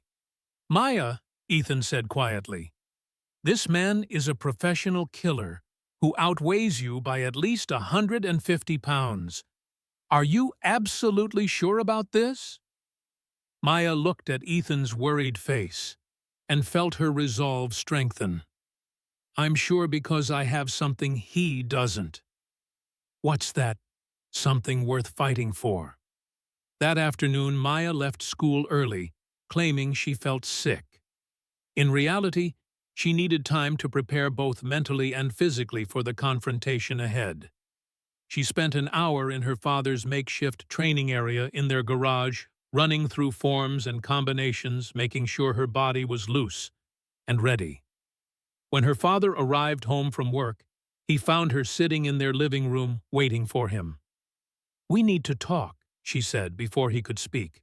Raphael took one look at his daughter's expression and sat down heavily on the couch. "What have you done?" Maya explained her meeting with Morales, her proposal for single combat, and the agreement they had reached. As she spoke, her father's face went through a series of expressions: shock, anger, fear, and finally a sort of resigned pride. "You challenged them to honorable combat," he said when she finished. "I challenged them to put up or shut up," Maya replied. "Either they face me fairly, or I expose their entire operation to the authorities." Raphael was quiet for a long moment. "You realize you could die tonight." "I realize that if I don't do this, innocent people in our community will suffer," Maya replied, "including Ethan, who has already risked everything to help me. This boy means a great deal to you." It wasn't a question, and Maya found herself nodding before she could think about it. "He showed me what it feels like to have someone believe in me," Someone who thinks I'm worth protecting. I can't let these people hurt him. Raphael studied his daughter's face carefully. You love him. The words hung in the air between them, and Maya realized that her father had just given voice to something she had been trying not to acknowledge. Maybe, she said quietly, but that doesn't change what I have to do tonight. No, Raphael agreed. It doesn't, but it does change while you're doing it. He stood up and walked to a closet in the hallway, returning with a long wrapped bundle. When he unwrapped it, Maya saw that it contained a beautiful set of traditional fighting clothes, loose pants, and a shirt made of heavy cotton dyed deep black. These belong to your mother, Raphael said softly. She wore them when she competed in karate tournaments before you were born. I had always hoped that someday you would wear them for a more peaceful purpose. Mom was a fighter, Maya asked, touching the fabric reverently. One of the best I ever knew, Raphael replied. She taught me as much about strategy and discipline as I ever taught you about technique. She would have been proud of what you're doing tonight. Maya felt tears spring to her eyes as she held the clothes her mother had worn. Tell me about her, about how she really died. Raphael's expression grew complicated. Your mother didn't die in a car accident, Maya. She died protecting us from men just like the ones who came here the other night. The world seemed to tilt around Maya as she processed this revelation. What do you mean?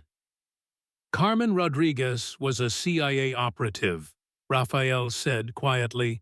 She was assigned to infiltrate the underground fighting circuit to gather intelligence on cartel money laundering operations. That's how we met. She was investigating me. She was a spy. She was a patriot, Raphael corrected.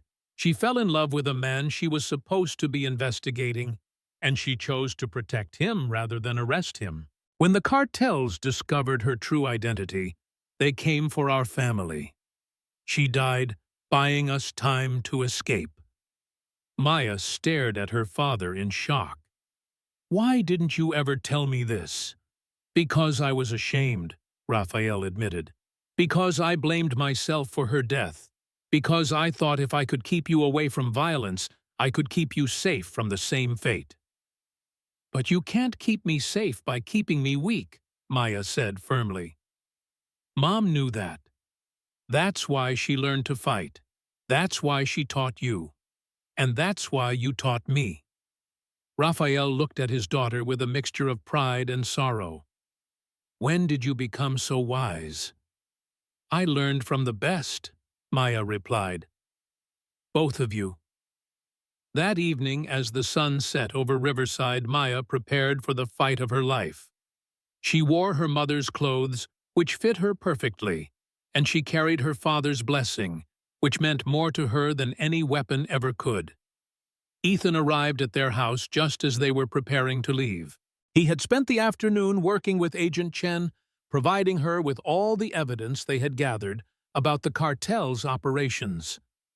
Federal agents were already mobilizing, but the investigation would take time they didn't have. The warehouse is surrounded, Ethan told them as they climbed into Raphael's truck. Agent Chen has surveillance teams in place, but they won't intervene unless the situation becomes life-threatening. Understood, Maya replied. Whatever happens tonight, make sure she gets everything we've gathered. The abandoned warehouse sat on the outskirts of town, a relic from Riverside's more industrial past. As they approached, Maya could see several expensive cars parked outside, suggesting that Morales' associates had indeed flown in for the evening's entertainment. Inside the warehouse had been transformed into a makeshift arena. Portable lights illuminated a fighting ring that had been set up in the center of the space, while folding chairs arranged around the perimeter provided seating for perhaps 50 spectators. Most of the crowd appeared to be well-dressed men in expensive suits, speaking in hushed tones as they placed bets on the outcome of the fight. Morales approached them as they entered, his expression professionally pleasant. Miss Rodriguez, I'm glad you decided to honor our agreement. Mr. Rodriguez, thank you for coming to witness your daughter's performance. Where's your fighter? Maya asked, ignoring the implied threat in his words. Making his final preparations, Morales replied. But first, let me introduce you to some of my associates. Gentlemen, this is the young lady who thinks she can represent the Rodriguez family in combat. The gathered men looked at Maya with expressions ranging from amusement to disbelief. She was by far the smallest person in the room, and her youth made her seem even more out of place among these hardened criminals. "She's just a child," one man said in Spanish, clearly not expecting her to understand. "This will be over in seconds." "Children can be surprisingly dangerous," Maya replied in fluent Spanish, causing several of the men to look at her with new respect, especially when they have nothing to lose.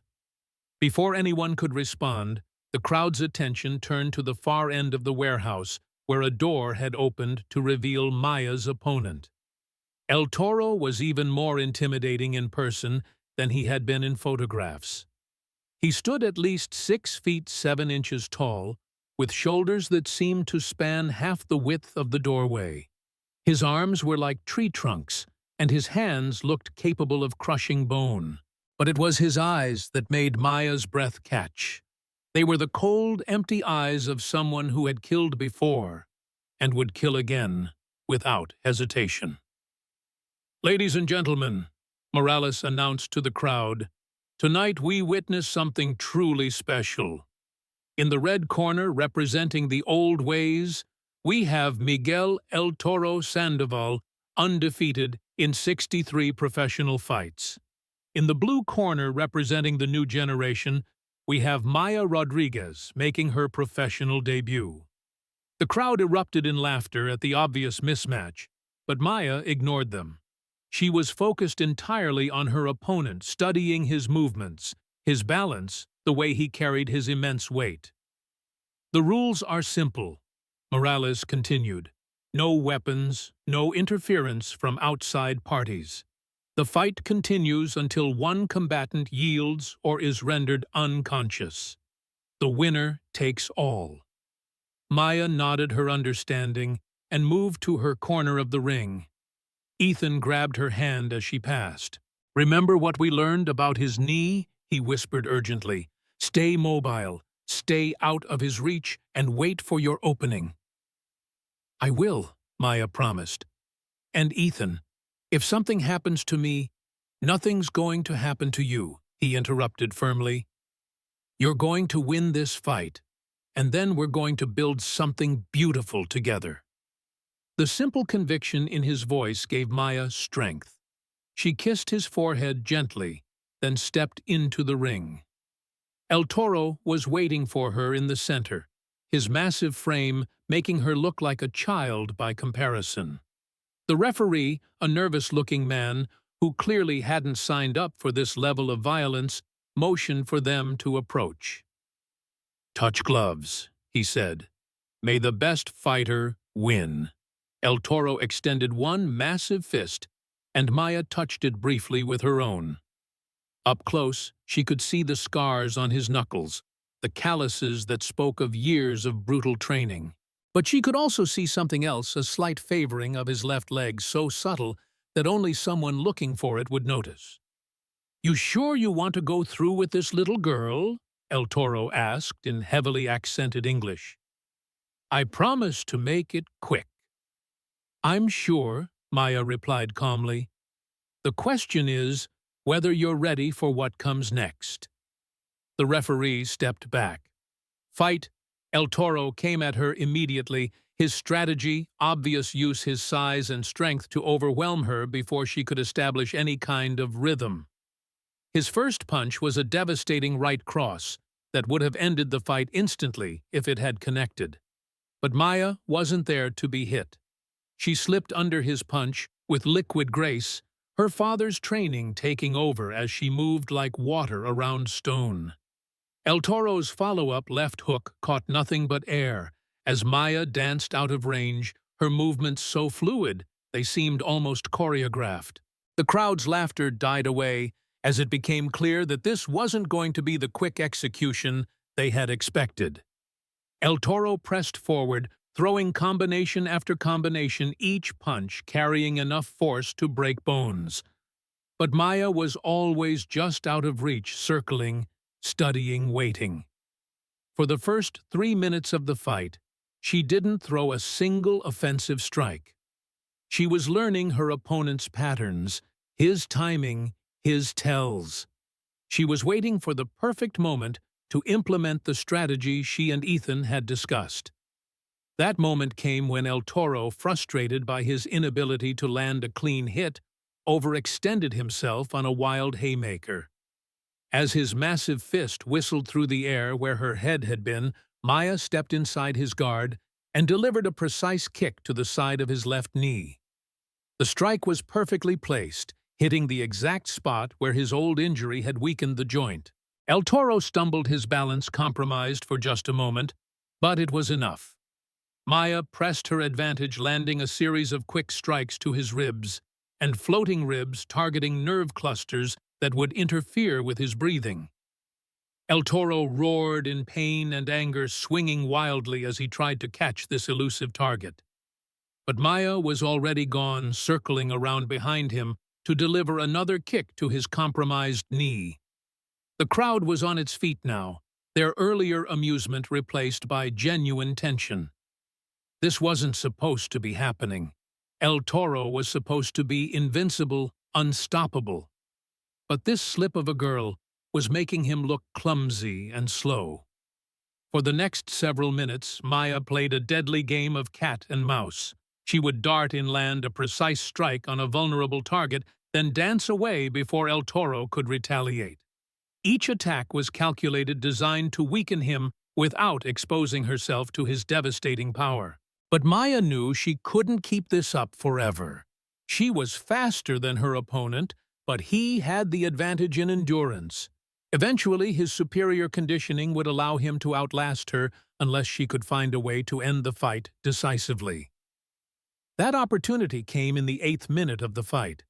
El Toro, his left knee now visibly swollen, and his breathing labored from the accumulated damage to his ribs, made a desperate lunge at Maya. She sidestepped easily, but instead of circling away, she planted her feet and delivered a devastating uppercut to his solar plexus. The strike was perfectly timed and placed, driving all the air from El Toro's lungs and causing him to double over in pain. As his head came down, Maya grabbed it with both hands and drove her knee upward, connecting with his chin in a move that would have knocked out most fighters. But El Toro was not most fighters. The blow staggered him, opened a cut above his eye, and clearly rattled him, but he remained standing. He swung a wild backhand that caught Maya across the shoulder, sending her stumbling across the ring. The crowd erupted as El Toro pressed forward, sensing that he had finally hurt his elusive opponent. But Maya had been hurt before, and she had learned long ago how to fight through pain. She rolled with the impact, using El Toro's own momentum against him to throw him off balance. As he stumbled past her, Maya saw her opening. His injured knee was exposed, and she had one chance to end this fight before her own strength failed her. She spun on her heel and delivered a devastating kick to the side of El Toro's knee, putting every ounce of her remaining strength behind the blow. The sound of the impact was audible throughout the warehouse, a wet, crunching noise that made several spectators wince. El Toro's knee buckled completely, and he crashed to the canvas with a sound like a falling tree. He tried to get up, his pride refusing to let him quit, but his leg would no longer support his weight. "I yield," he gasped, his voice barely audible over the stunned silence of the crowd. "I yield." The referee raised Maya's hand, but she barely noticed. She was looking at Morales, whose face had gone pale with shock and fury. "The terms of our agreement," she said, her voice carrying clearly through the warehouse despite her exhaustion. "You leave town, tonight, and you never come back." Morales stared at her for a long moment, then nodded slowly. "A deal is a deal," he said finally. "But this isn't over, Miss Rodriguez. There will be other times, other places." "No," Maya replied firmly. "There won't be, because I've already sent everything we know about your operations to the FBI. By tomorrow morning, every law enforcement agency in the country will be looking for you. Your only chance is to disappear completely and never bother innocent people again." As if summoned by her words, the warehouse doors burst open and federal agents poured in, weapons drawn and badges displayed. Agent Chen led the charge, her voice cutting through the chaos. "FBI, nobody move. This warehouse is surrounded." The next few minutes were a blur of arrests, shouted instructions, and flashing lights. Most of Morales' associates were taken into custody, though Morales himself managed to slip away in the confusion. Maya would later learn that he had fled the country that very night, never to return to American soil. As the dust settled, Maya found herself sitting on a folding chair being examined by paramedics while Ethan held her hand. Her father stood nearby, his expression a mixture of pride and concern. "You did it," Ethan said quietly. "You actually did it." "We did it," Maya corrected. "I couldn't have done any of this without you." Agent Chen approached them, her expression serious but not unkind. "Miss Rodriguez, I need to ask you some questions about tonight's events. But first, I want you to know that your actions tonight prevented a major criminal organization from establishing operations in this region. You may have saved hundreds of lives." "I was just protecting my family," Maya replied, "and my friends." "Sometimes that's what heroism looks like," Agent Chen said with a slight smile. "Just ordinary people doing extraordinary things to protect the people they love." 3 months later, Maya stood in the parking lot of Riverside High School watching as Ethan loaded the last of his belongings into Tom Parker's truck. He had been accepted to MIT with a full scholarship, his computer skills having finally earned him the recognition he deserved. "Are you sure about this?" he asked for the 100th time.